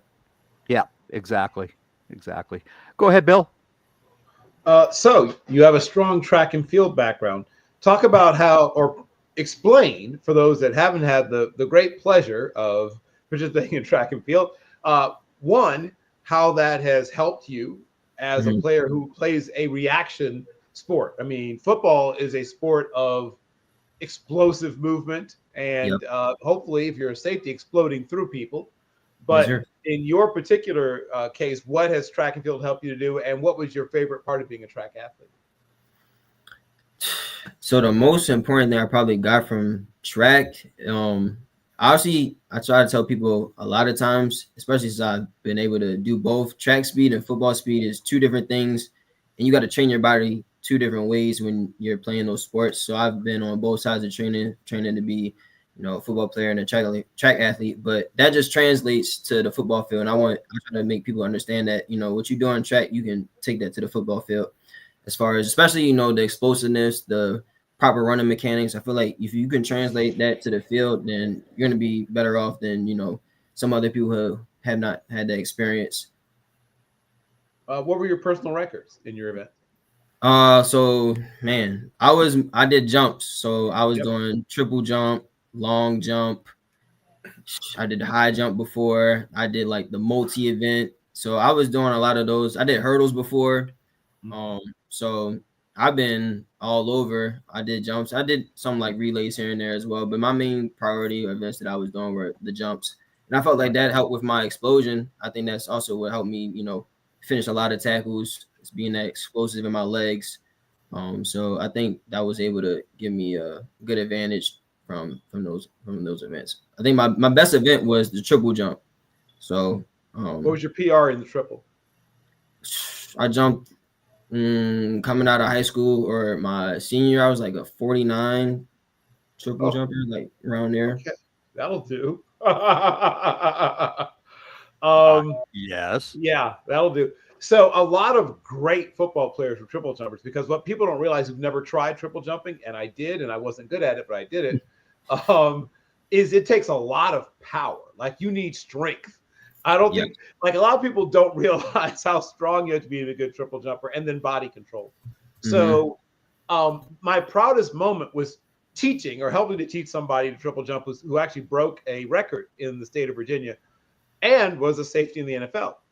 One of my teammates, track and football teammates, was a guy named Matt Darby, and he played with the Bills and later with the Arizona Cardinals. And he had never triple jump before in his life. He's a 10th grader. He's sort of hanging around. You know, he's played different sports. He's a great football player, but he wants to do track. And, you know, he had done some hurdling, he'd done some sprinting, and then we're showing him the triple jump. First time he triple jumps in his life, he sets a school record. By the time he gets to his senior year, he's broken Al Toon's record for the state of Virginia, and went on to UCLA. Was an two-time All-Conference and one-time All-American at UCLA. But triple jump is, I think, if I could have one set of track athletes to grab and turn into football players, it'd be triple jumpers. For all the reasons that you said. And like I said, it takes, I don't think people realize how much strength it takes to be a good triple jumper. So yes, 100% agree. Take me through your recruitment process. You are this multi-sport athlete. Who are some of the schools that were on you early, and how did you find your way to Villanova? It's actually crazy because my recruitment process was probably one of the most hardest processes that I had to go through. Just because of COVID, that became a big factor, part of my recruitment, especially my first year in college. So me being a multi-sport athlete, I was getting looks at for track, like predominantly at first. And then I had a good couple track offers, like Mississippi State, Texas A&M were interested, UNC. But at the end of the day, I knew I wanted to go to college to play football. I felt like that was my main focus that I wanted to do. And you know, I was hoping that I could be a multi-sport athlete in college, but that didn't pan out how, you know, I wanted it to, which is fine. I'm actually happy how things, you know, worked out for me. As far as like the football process, I didn't really have any looks actually until this guy named Coach Ola Adams. He came to my school, checked me out, talked to my coach, got me to go to one of the camps at Villanova. This was my junior year, and so I went out there in camp. I did well, and then the next day I got that call, and he had offered me, and it's crazy because I got the offer. I didn't post it, and I had, you know, took visits to the school. I kept everything kind of low key under wraps, and then after, you know, visiting the school a couple of times with my family, I felt like that was a good fit for me, and I committed. I got committed like really early on the spot, and after that, I committed my junior year. You know, other schools try to start coming in, but once I was locked in with Villanova, that was pretty much it for me, and I just stuck with them the whole time. Okay, excellent. And when you first get to Villanova, safety was not something that you probably had in mind. For those who are not familiar with your entire career, as I often say, safety is not born, they're made. Everyone I've ever known who played safety found their way to safety, right? They were either a running back or a corner or a wide receiver or, you know, undersized linebacker or whatever. But it's always something else. And then somebody finally taps you on the shoulder and says, you get over there. So explain your safety journey for those of us that don't already know how you got there. Yeah, so in high school, I've only played corner my whole entire time when I was in high school. As far as on defense, I never played anything else but corner. And then once I committed to Villanova, I got there and my coach switched me over and told me, we're going to move you to safety. And I looked at it just as an opportunity, and I didn't look back from it. I wasn't concerned like, oh, why safety, not corner? You know, I kind of just, you know, I was open to like playing that position, learning more about it. and I felt like I meshed into it really well. As a corner, I got, had good really tackling abilities. So I kind of have a mind. Well, it's actually funny because I move like a corner at a safety position. And so I feel like playing corner and then transitioning to safety has helped me a lot as far as, how I approach my mindset as far as a free safety. I'm not just a safety that just, likes to roam up top. I feel like I can play guys man to man as well, especially with my corner, like from previous high school experiences. But that transition was a little challenging, just a little bit, having to adjust. But once you get settled into the position, you start to get the feel for everything. It was smooth sailing after that. Well, I noticed you still have your cornerback feet and hips, but you have a safety's brain and a safety's heart. No offense to corners, but takes a little bit. I'm offended, Bill. It takes a little bit more what I'll call processing speed in order to be able to play the safety position. Mm-hmm. So when did you officially feel like a safety? You know what I mean? Like, when did you stop feel like a corner playing safety and actually feel like a safety? I would have to say after my COVID year, honestly, because I transitioned like my sophomore year. That's when I would start like getting starting reps. I was playing. So, you got to get out of that mindset that you're just a young guy. Like after the first year, you got to click. And so, I was looking for opportunity to play, get on the field. And that was my opportunity, my chance. And so I felt like that summer going into my sophomore year, I felt like everything was meshing really well. I took my first year as a freshman, learning everything that I could about the position, getting comfortable there. And that kind of propelled me in the right direction my sophomore year, where I was starting at safety and was able to go, take off from there. Okay. So every safety I know has a favorite tackle, right? The one that you would, if you could, you would have somebody paint it like a huge oil painting, and you could have it on your wall for eternity. You would show everyone who came to your house.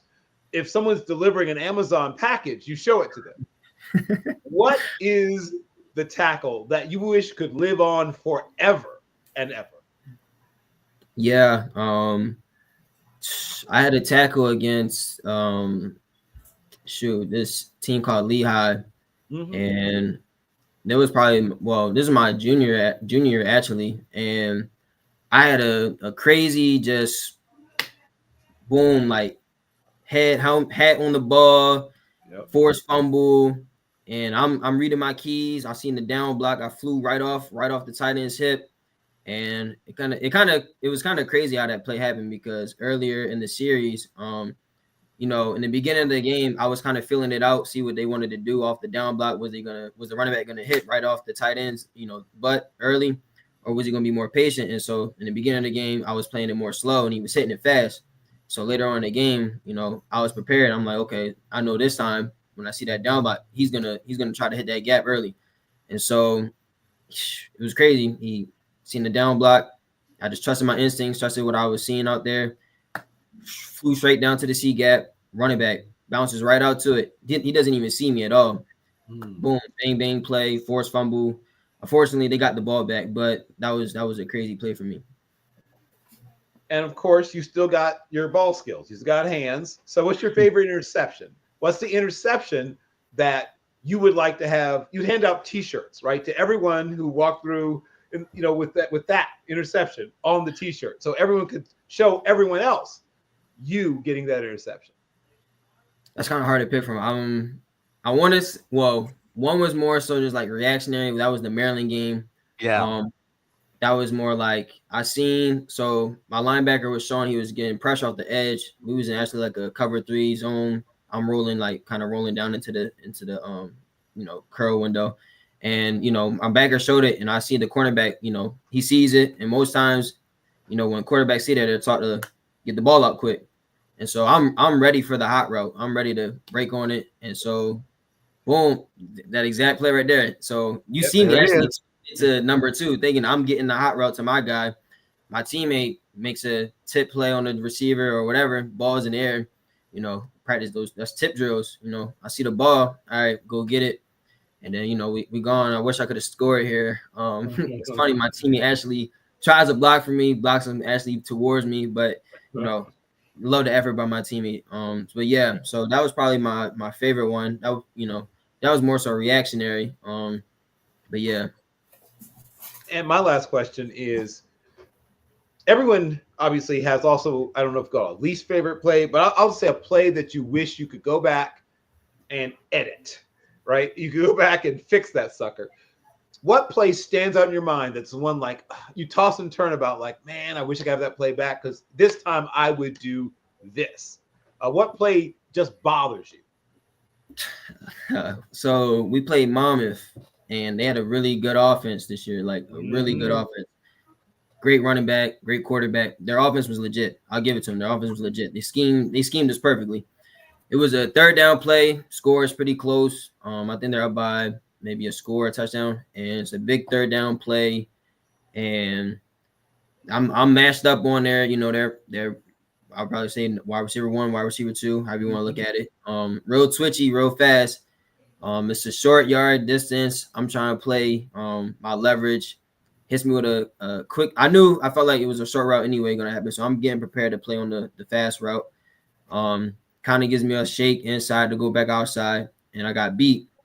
And I gave up a crucial, like that was a crucial third down play. Obviously I was able to, tackle it, get the play, move on to the next play. But, those big third downs, when you get to that situation, your mindset got to be, to win and get off the field. And in that situation, I wasn't able to win. And so in that situation, I felt like I let my team down a little bit. And, that was a play I wish I could have got back.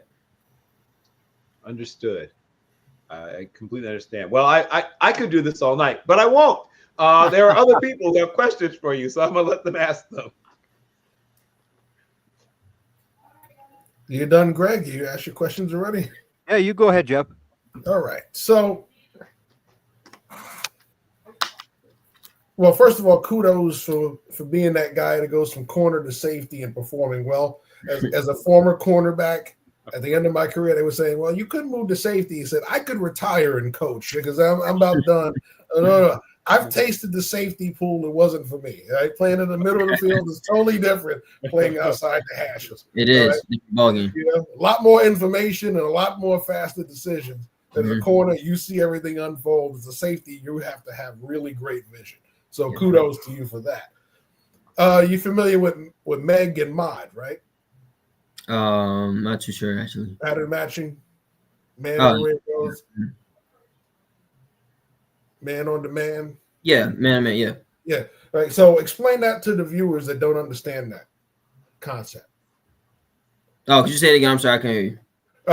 Yeah, so you're familiar with man on demand and Meg, man everywhere it goes, right? Mm-hmm. Yes, sir. So explain that to the viewers what those two concepts are, so they understand what it is. So man on man is really like what it sounds like. Everyone's matched up. Corners, they might have the one. It's a little bit different depending on how your defensive is. Different teams run different things. So at least as far as how we ran our defense, man on man, corners got the ones on the outside. Me being in the nickel, we had the 2, and then we might have our other safeties on one of the other receiver, tight end, wherever it is, and then you might have one high.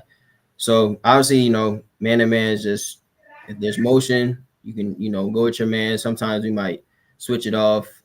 So yeah. Gotcha. So you said you're familiar with Mod, right? Man on demand, I should say. Man on demand, Mod. Yeah. Yes, sir. I mean, I believe so. Right. So can you explain that one for the viewers? Because I'm pretty sure they have no idea what that means.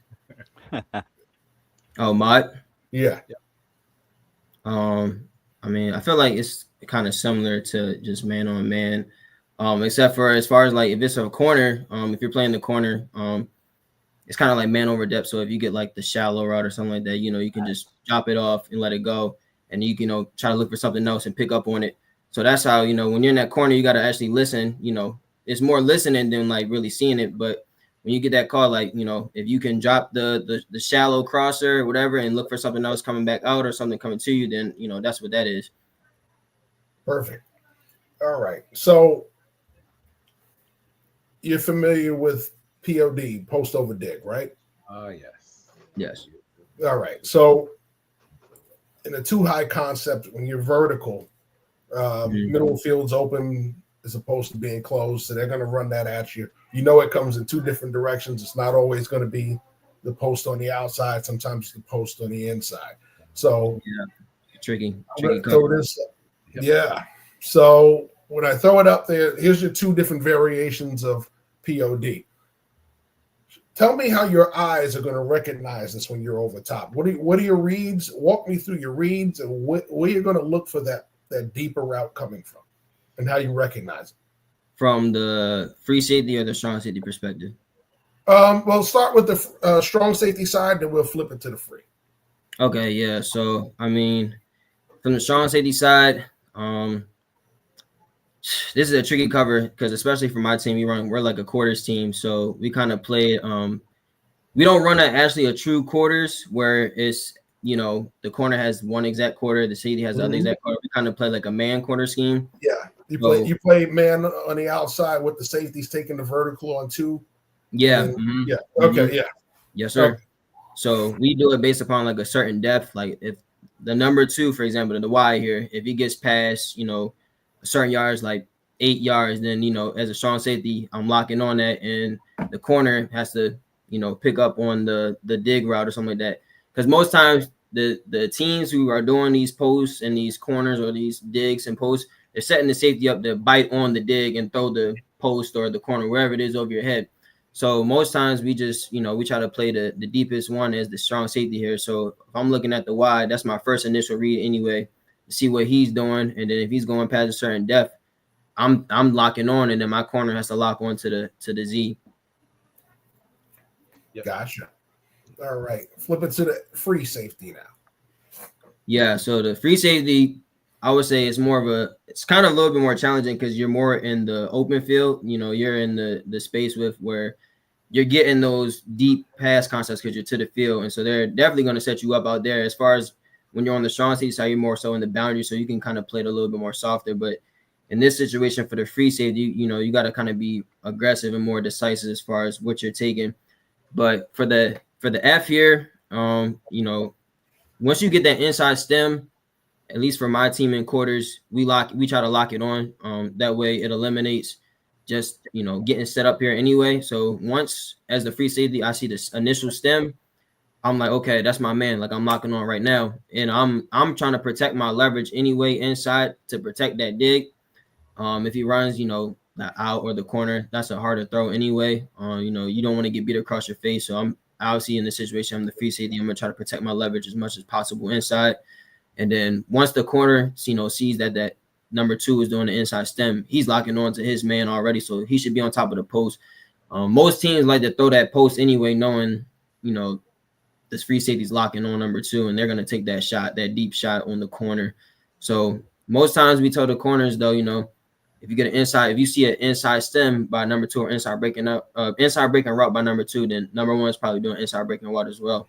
So, you know, there's certain keys and certain things that help the corner in this situation as well as for like what I'm reading as well here in this situation. Gotcha. So let's say you are in that 2, and you're in the 2 high, you got to stay in that, you got to stay over the top on this. Yeah. And you're that free. What's going to be your technique to not take the cheese on number 2 and come down so 1 gets behind you? Yeah, so if I'm the free safety here, you want to gain obviously width and depth here. If you're getting 2 vertical routes and you know, split the 2 if you can. And then at that point, if you're like just reading off the quarterback, you know, you want to kind of read his shoulders initially.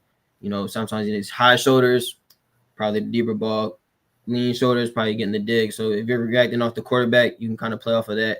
But the biggest thing here in this situation, if you're the free safety, is obviously get width and depth. Don't let the receivers get on your toes, because then you're not gonna be able to make a play anywhere, whether you're trying to play the dig or the post.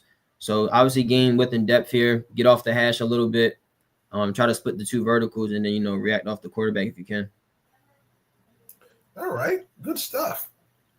So give me the toughest matchup you face. There's always that one guy, no matter how much cushion you give him, he eats it up and makes you open your hips too early. There's always that one guy, you're in phase, as you get further and further down the field, these somehow has that extra gear to pull away. Mm-hmm. Who was that guy for you? I face some good receivers, especially being in the slot. Man. I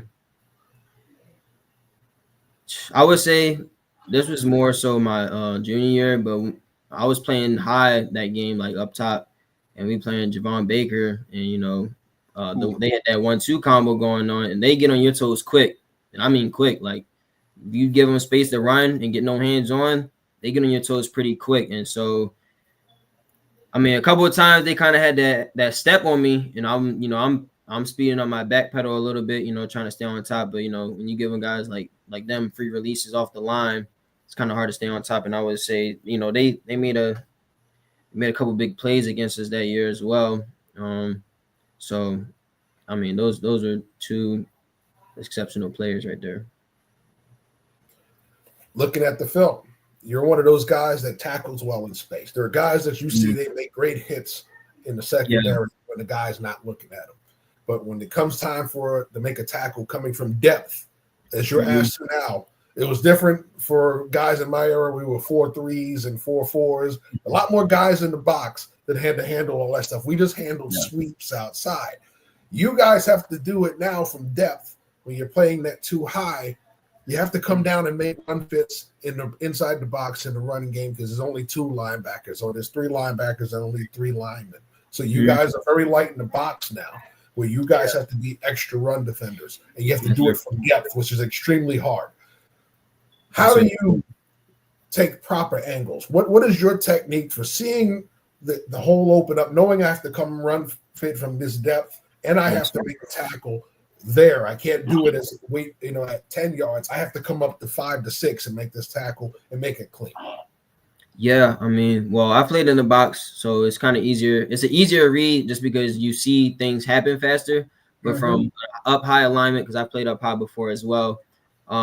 First, you got to start off just like, what keys are you reading? So if I'm reading or keying the tight end, for example, and I see the tight end block down, and I'm supposed to fit off the tight end on that outside of shoulder pad of the down block, then that's your initial movement. At least that's where it puts you in a position to make the play. So I always start there with my keys, whether it's the tight end or if I'm keying the receiver, blocking my backer, whatever it is, and you make the fit based upon the block. So if it's outside, if the tight end blocks out, then I'm fitting inside of them, knowing that that's the gap that I got to fill.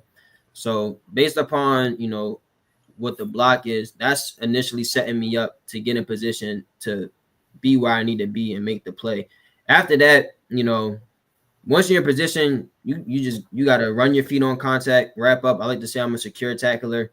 You might not see too many kill shots, but if it's one thing, I'm a secure the tackle, wrap up, finish the tackle and roll. So, you got to, as a safety, you're the last line of defense. So the biggest goal at the end of the day is not to go for the kill shot. Obviously, you get the chance to, within the strike zone. But, at the end of the day, you just got to get to make the tackle and go to the next down. Gotcha. Greg, I'll let you ask your questions because we're getting late in the night. I can't keep them up. Yeah, you're from Owings Mills, Maryland. So are you a Ravens fan? Huge Ravens fan. Like, my dad loves the Ravens. I've watched the Ravens growing up my whole life. Shoot, my freaking favorite player of all time on defense is Ed Reed. I watched him. I was just about to say you must love Ed Reed because that's the guy, right? Yes, sir. I love Ed Reed. I love watching this film. I love watching just the Ravens defense in general. I feel like, as a Ravens fan, that's what we pride ourselves on is our defense. Well, obviously now it's different. We got Lamar Jackson. So, but the Ravens defense was always something I seen growing up. Ray Lewis, Ed Reed, Terrell Suggs. We had a lot of good guys out there. So Ed Reed was my, the dude I was watching. Okay, well, I'm a Notre Dame guy, so Kyle Hamilton is now in that secondary. I like the way they use him. Bingo! Yeah. Thank you very much. Because he and of course they added Darius Washington to the safety room as well this year. And when they made that switch, that's when the Ravens defense woke up, right? Yep. Yeah, they started utilizing him and putting him in the best position that helped the Ravens tremendously. You know, they had him playing in the nickel, have him, you know, playing up high, rolling him down, getting him in the box. You know, shoot, he was making a lot of plays off the edge. He's a tall, you know, really tall safety. So, I mean, you can only control that. But that was helping him a lot make plays. Not afraid to tackle. You can shoot. You can watch the film. You're gonna keep flying downhill. So they actually got him going and actually helped the Ravens defense a lot. Yeah, exactly. And of course, you see, I'm Greg Cowboys on here, so you know I cheer for that team down in Dallas. So I'm glad that your time in Villanova didn't infect you and you don't have the Kelly Green disease. That's a very good thing.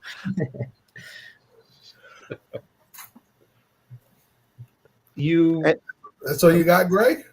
Well, I'm going to ask you the same question I asked Davis. What is your favorite food? I mean, shoot, I hate to say it, but I'm gonna say the same thing as him. I'm a big steak guy, but I'm filet mignon, like, or the prime rib.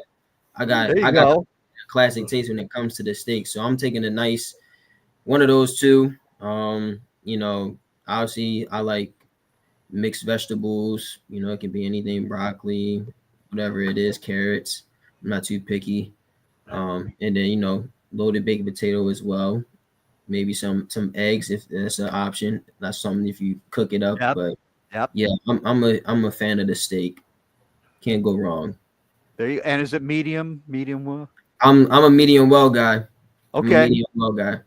Yeah. There you are.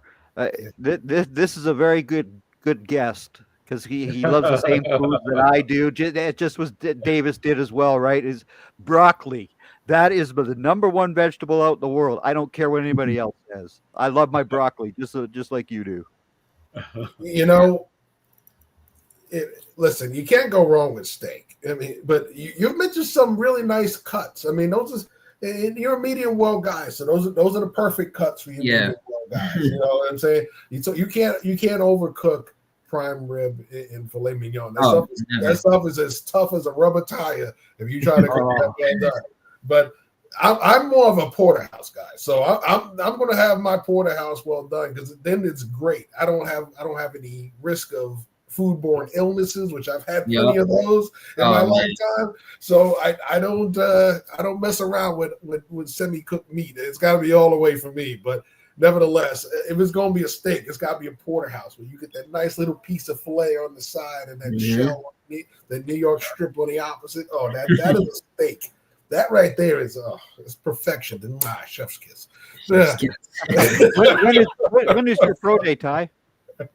Next Thursday at the NovaCare Complex in Philadelphia. So we're actually going to be at the Eagles facility. That's right. Yeah. So yeah, I've been looking forward to that my whole time. I'm actually out here in Houston right now training, so I leave this weekend to fly back. Yeah. Okay. And you're doing everything, full participant, all drills? Yes, sir. Mm-hmm. Excellent. Love that. I'm looking forward to seeing the numbers that you put up. Now, what's your current height and weight? Where do you weigh now? On the stat sheet, it's going to say 6'205". After training, I'm 6'200".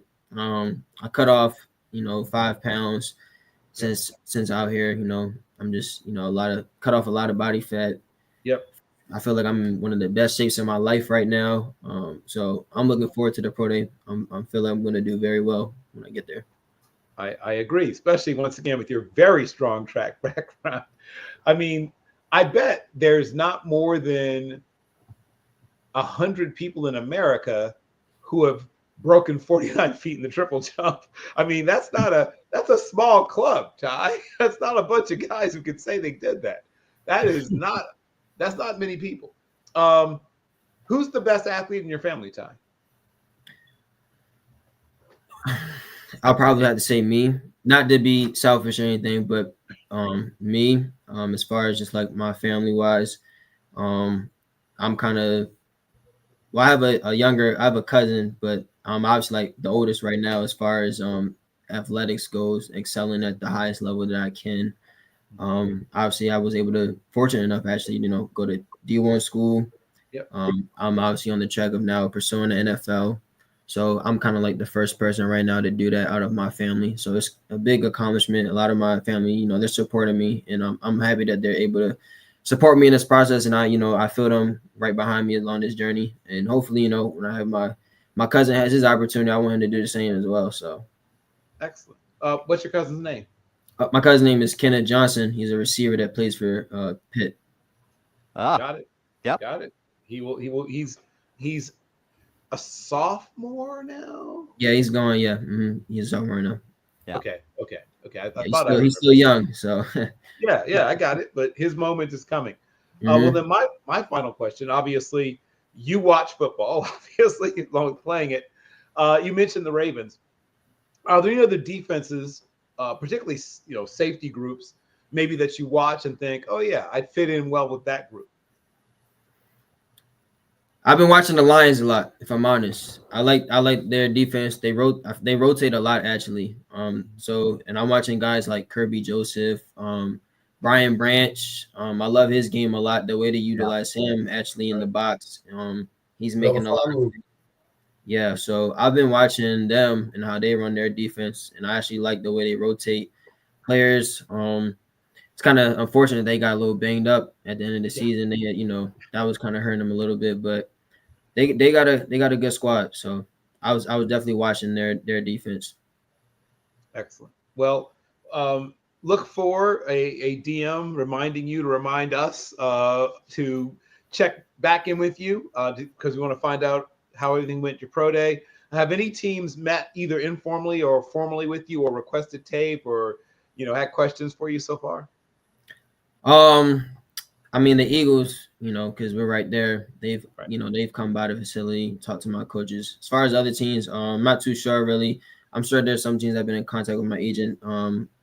So I think the Ravens are actually a team that's been reaching out to my agent, just to see how. But biggest thing right now is, how well am I going to do at the pro day? And I'm like I said, I'm super confident in that I'm gonna, go kill my pro day, and I'm gonna turn some heads when that happens. Excellent. Who represents you?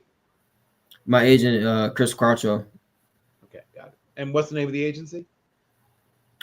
Chris Quattro Sports Group, actually. So it's actually under his name. So yeah, got it. That's easy to remember and find. Excellent. Mm-hmm. Well, I want to thank you.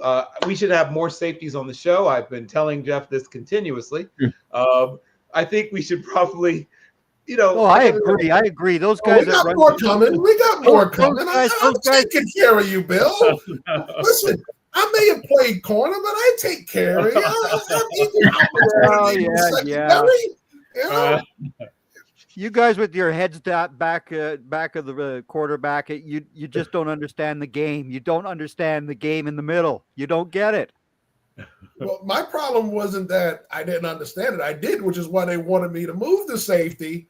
But I said I'm a step slower at the end of my career. That ain't easy to cover that much ground when you're a step slower. When I was in my prime, I could do that easy. It wasn't a problem. It was, but you get older. Father Time catches everybody. And I wouldn't want to be remembered as a guy who was an all-star best at his position in the league than going back to just being a guy at safety. I'd rather retire and hang it up. So that was just my opinion. All right. So yeah. Listen, I'd rather you remember me at my best, not at my worst. Okay. There we go. Yes. But enough about me. Nobody cares about you. Willie Mays with the Mets in 1973, I guess. Yeah. First of all, Ty, before we descend into foolishness, I want to thank you so much for your talent, your time, and most importantly, sharing with us the opportunity to get to know you. You are a fascinating young man who I can tell takes your opportunity extremely seriously, and I think good things are coming your way. Thank you. I appreciate you guys for having me. I really appreciate it. So thank you so much. Thank you. I'll be letting Chris know that we appreciate you coming on.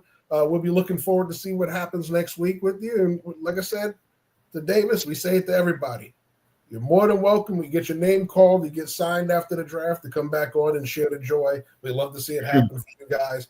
We expect the best things for you. Enjoy the process. Not too many go through it. I missed my opportunity to go through it, so I'm living vicariously through you guys. I just wasn't good enough. I was a scrub. I mean, it's just facts. I'm not here to lie. I mean, I was like a fourth stringer. I mean, I ran L3, lane 3 on kickoff coverage. That was my great contribution. But yes, it is great to see you because you do have the ability, both mentally, physically, and you have the right wiring inside to play, I think, the toughest position in football, which is safety.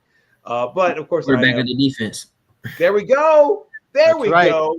Oh, Todd, look for a DM from me. We're gonna commiserate. We're gonna spend time together. We're gonna talk. But yes, thank you so much for making time for us as you are in this most important time of your life. Appreciate you guys so much for having me. Thank you. Not a problem at all. Ty, you take care, man. Ty Trinh, safety from Villanova. So before we go, we'd like to say thanks again for watching. This is the last position series, so it's nothing but guests and a couple other topics the rest of the way. Mocks coming again, mock 2.0 next week. So we'll have mock drafts coming your way, and then nothing but guests after that. So you're going to see a lot of young faces coming through the show for the next few weeks. So we hope you enjoy the young men coming on, taking the time away from their draft prep to come on and talk to us. We appreciate it. Your rant, Bill, I'm with you. I hate when they hide the numbers from the actual participants. You want to hide it from the press, that's one thing, but hiding it from the actual participants burns my bacon. If I haven't been at pro days myself to hear the numbers, and what sucks is when you're at a pro day and because you're not with the 32 teams, you and all the other media scouts get put on the side with the regular press who don't do none of this stuff. They just write, and we're actually trying to record at times from the side.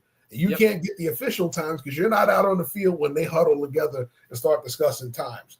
So it's crazy because it's so different from school to school.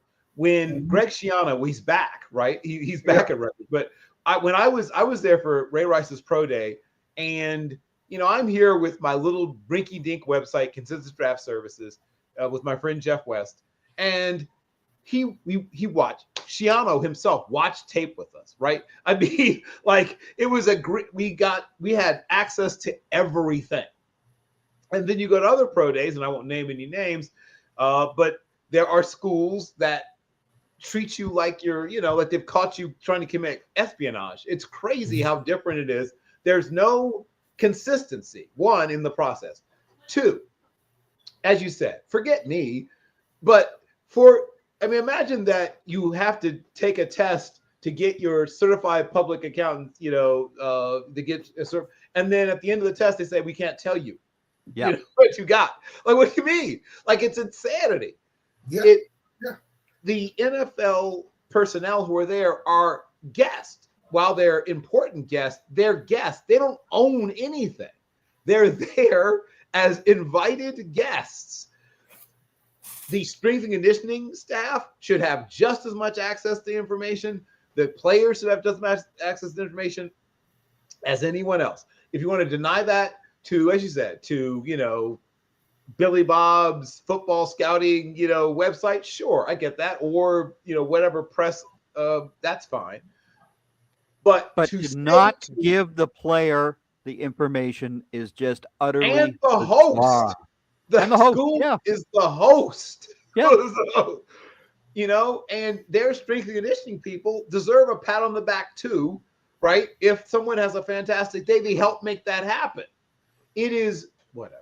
I'm going to climb down off my soapbox in a second. No, I'm up there with you. Listen, I've been just going down the I-4 corridor, right? Here at USF, UCF, USF. Their old regime didn't let you on the field. You were on the side with the regular press in the weight room. You were off to the side while the scouts were there. Now, I don't need to be up on them for the weight room. I can record reps from where I'm standing. Sure. But for the 40 times, I needed to be right by the timing. Yep. So I've been to Fordham's Pro Day when I was in New York on the field. I've been to UCF on the field. Timing. So it's a lot easier to get accurate times when you're out there doing the timing. And you can tell the guys that are just regular media that are just doing what they do, and you can tell people who are actual, good at what to watch, knowing what they're supposed to be doing, timing, recording, and getting off the field. There's a difference between regular media and guys who were scouts, who were just media scouts, right? But like I said, even if you want to put those two together and say we don't want them in the way of other pro scouts, let them do their thing, that's fine. But they have the combine for that. They don't have to be that way at pro days. Right. But they have to. But if you want your pro day to be that way, that's fine. However, you should never hide it from the athlete. That's the mistake I think that's made. That part how is it confidential when I'm the run running it? It's not confidential to me. You know, what was the purpose of you coming here to record it and not tell me what I ran? You know, I know what I got on the bench, right? Because I could count that. But you know, you know, that baffles me. Right. The thing that I keep coming back to is they are not the host; they are the guest. Right? If they were hosting, I would say, sure, it's your event. It is an event that you are invited to. You have been allowed to come and you are there. But to say to, like I said, not only the athletes, which is insanity, but even the strength and conditioning staff, right? Who've worked with these players, unless they're outside players, but if there's their players, they've worked with these players. They also would like to celebrate, right, what their accomplishment. It is, I don't know. Like I said, I have said on many an occasion, the tail is wagging the dog when it comes to the situation. And I would like to see an actual policy, first of all, right, that stipulates who must have access to the information and then who can have access to the information. The can part can be changed, right? You know, but I want essentially a bill of rights, right? The player empowerment movement should also include this, where if I am involved in an event where I am being evaluated based on my performance, I should also know what my performance was. Bingo. That's like taking a state test to become a cop, and they never tell you what your grade is. They just say, "Hey, we want you or we don't want you." But what did I get? Oh, well, you're not allowed to have the information. Right, exactly.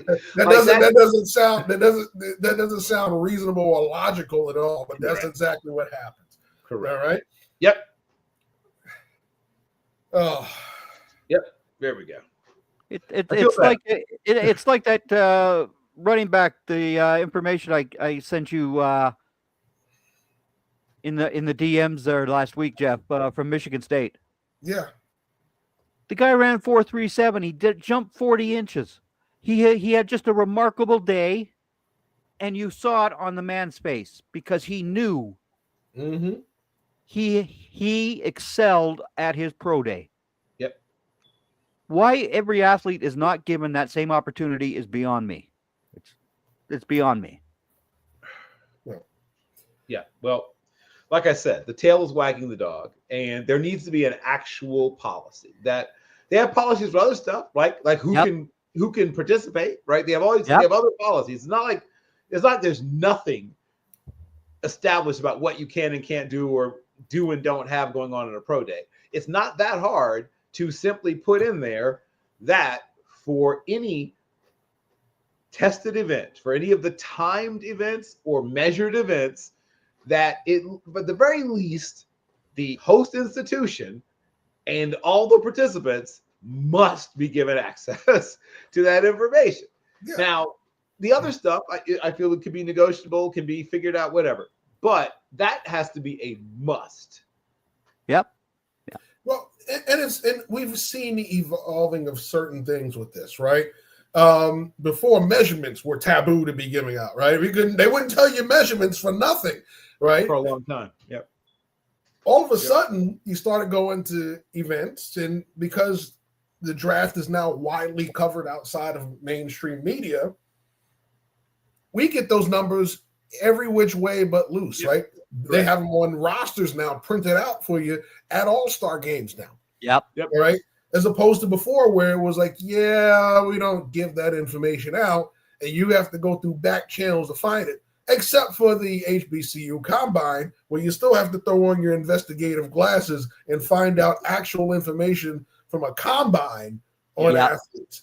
Yeah. That doesn't make any sense. And in the blurbs that went out the week of were all partials. So you got a handful of guys Right, they felt they wanted to release, and that was it. Why wouldn't you release it all? I can go on NFL.com and look at everybody's measurements, everybody's times, everybody's scouting report. But the HBCU combine is still guarded information where we're running through the hole with both hands on the football, trying to protect it like it's trying to be stripped away from us. I don't get the secrecy of it all. The whole point is to get it out there, right? The people who need it are going to have it anyway, which is the scouts, right? So what is the purpose of hiding the information? It doesn't make any sense. No. To evaluators out there. But anyway, I'm getting off the soapbox for a minute. We are getting off, yes. Right, and with Jalen Milroe's 4.37 that the University of Alabama said he ran today, add 0.08 seconds to that, please and thank you. That is the rule. Fast track, yeah.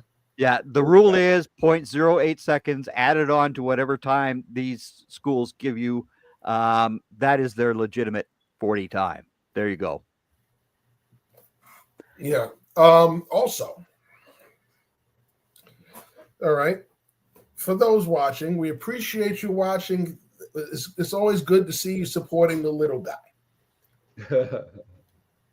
I caution you when you're watching the big networks. Not everybody is worth listening to, especially when it comes to evaluating talent. Okay, I'm not mentioning any names because it's not them that throw shade at people. There are people that are out there because they are good at what they do, but they're not great at evaluation. All right, there are some guys that are up there because they played the game, but they're not great at evaluation. Okay, nope. I've seen enough bad takes the past 3 weeks from mainstream guys that are just absolutely horrendous. But this goes with the draft cycle. You're going to get 1,000,001 people chiming in, even though they're not really good at what they do. Why am I good at what I do? Because I was taught by people that are great at what they would do. I've had to do it as a coach. I've had to do it as an administrator, where I've had to evaluate talent. I've run combines and tryouts.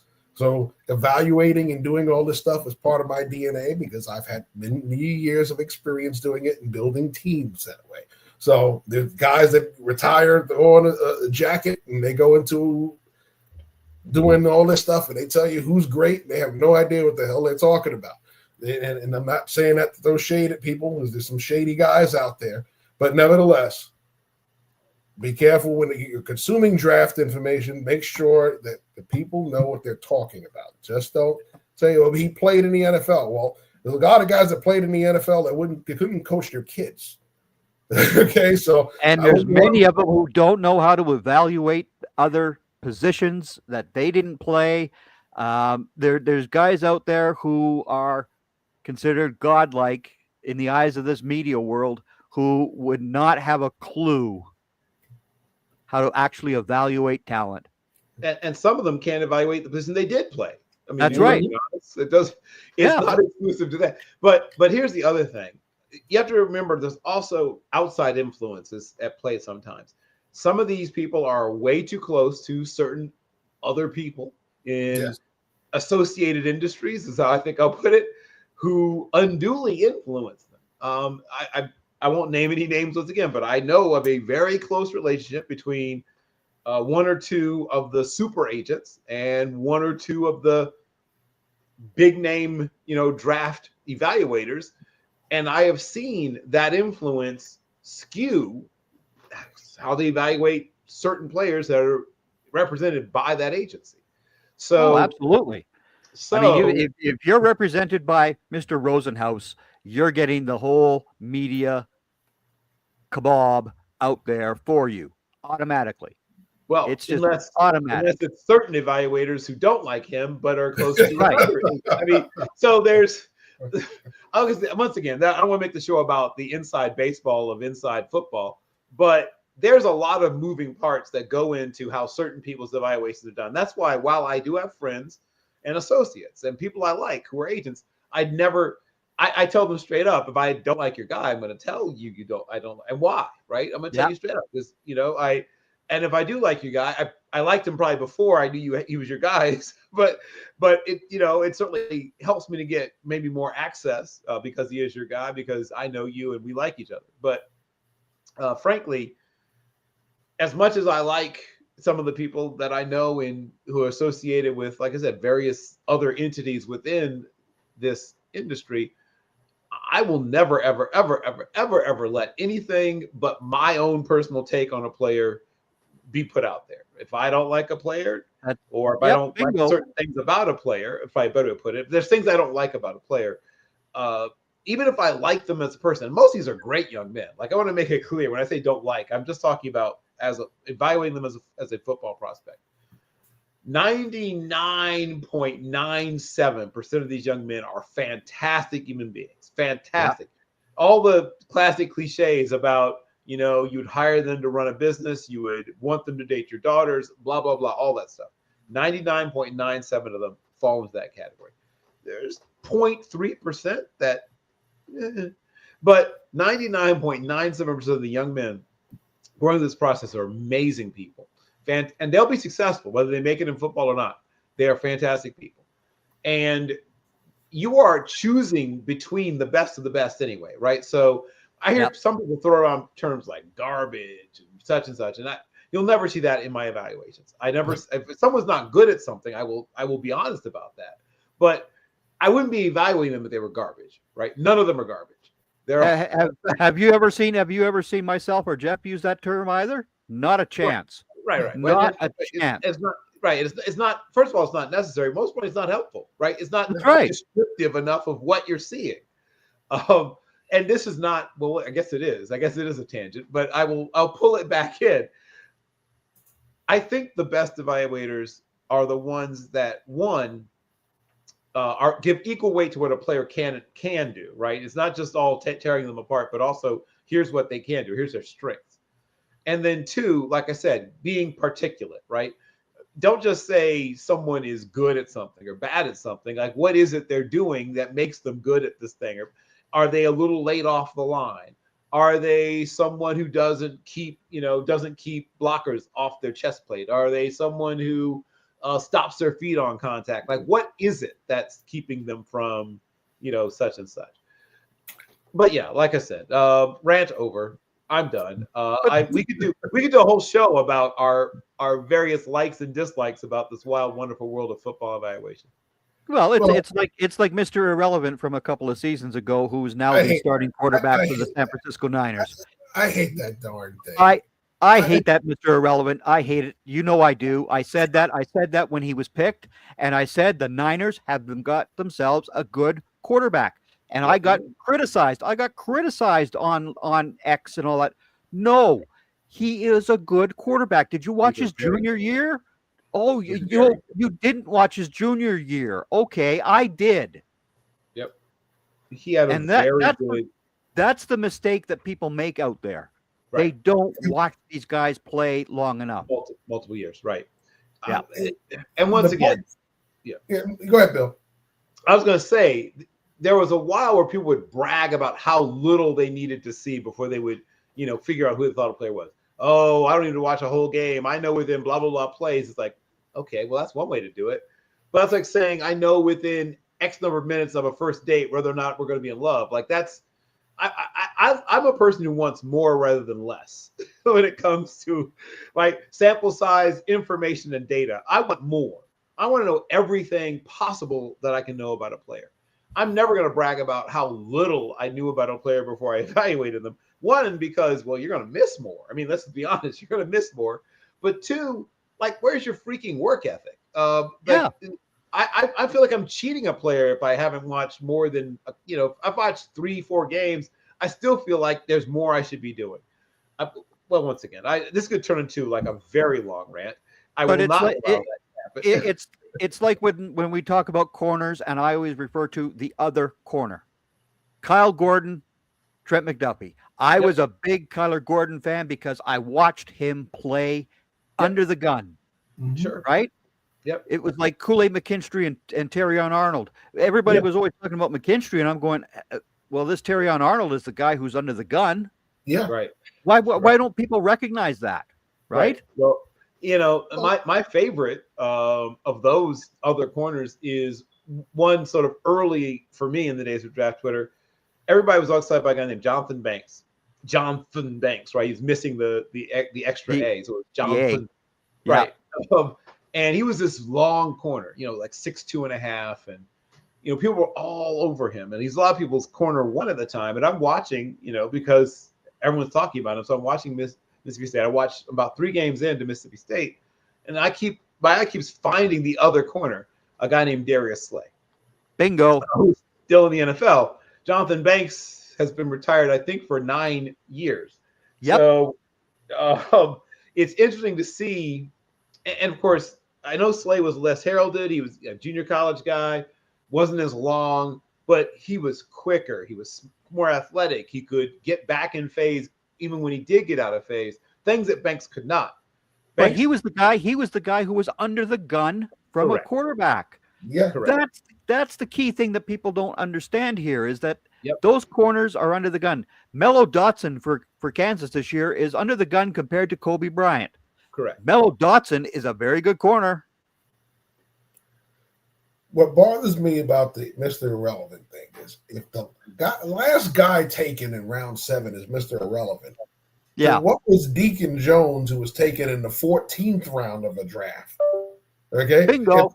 If the guy in round 7 is Mr. Irrelevant, okay? Brian Bartlett star, right? We can go through all these guys who were drafted after round 7 that are in the Hall of Fame. Correct. In rounds that don't exist anymore. Do not exist. Bingo. Well, again, but it was a smaller league as well, and that's why they had. True. Yeah, but But again, Deacon Jones, like you said, was a late draft pick. Right. And there's so many of those guys. I mean, Roger Staubach was drafted in the 10th round. Yep. Brian Bartlett star in the 17th. 17th round. Right. You could build a very nice all-time team from guys drafted in rounds that no longer exist.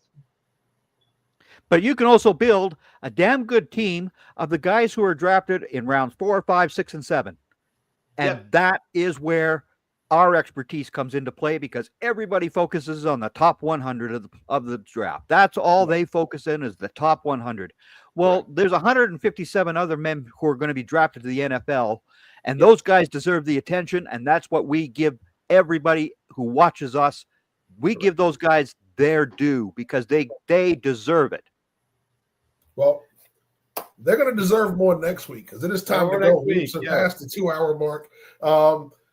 So we definitely went we went double overtime, but it was worth it because we had 2 amazing guests. We got our last position group in. Next week, we're back with mocks. We got more guests. So next week, we have confirmed for the show, if the mouse moves over there. All right. So our last show of March will be our 2.0 mocks. We're going to have Anthony T.J. Session from Cal, guard tackle. Kendall Paul, DB from East Texas A&M. East Texas A&M. Yep. All right, see, I told you, Bill, we got DBs. You can trust the DB to get DBs. I do. I trust.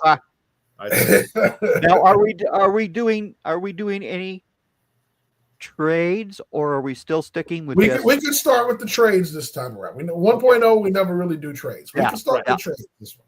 Okay. I'll start with a couple in 2.0 and then we'll see what happens. But I'm gonna take it light at first. Because these are our last mocks until the night before. That's right. So if we're going to do some trades, we may as well rock and roll with that, right? Yeah, you can start practicing your trades now because the next time it'll be the most accurate mock. You got to get everything close to possible the night before. Right. So with that being said, yes, sir. We hope you had a great night. Thanks to the Davis Black. Thanks again to Ty Trinh. Yep. Thanks to the agents for letting those guys come out and hang out with us. We will see y'all next week. Bushy-eyed and bright-eyed and bushy-tailed. There we go. I got the cliche right. You got it right. You know, I'm not pulling a W. All right, here we go.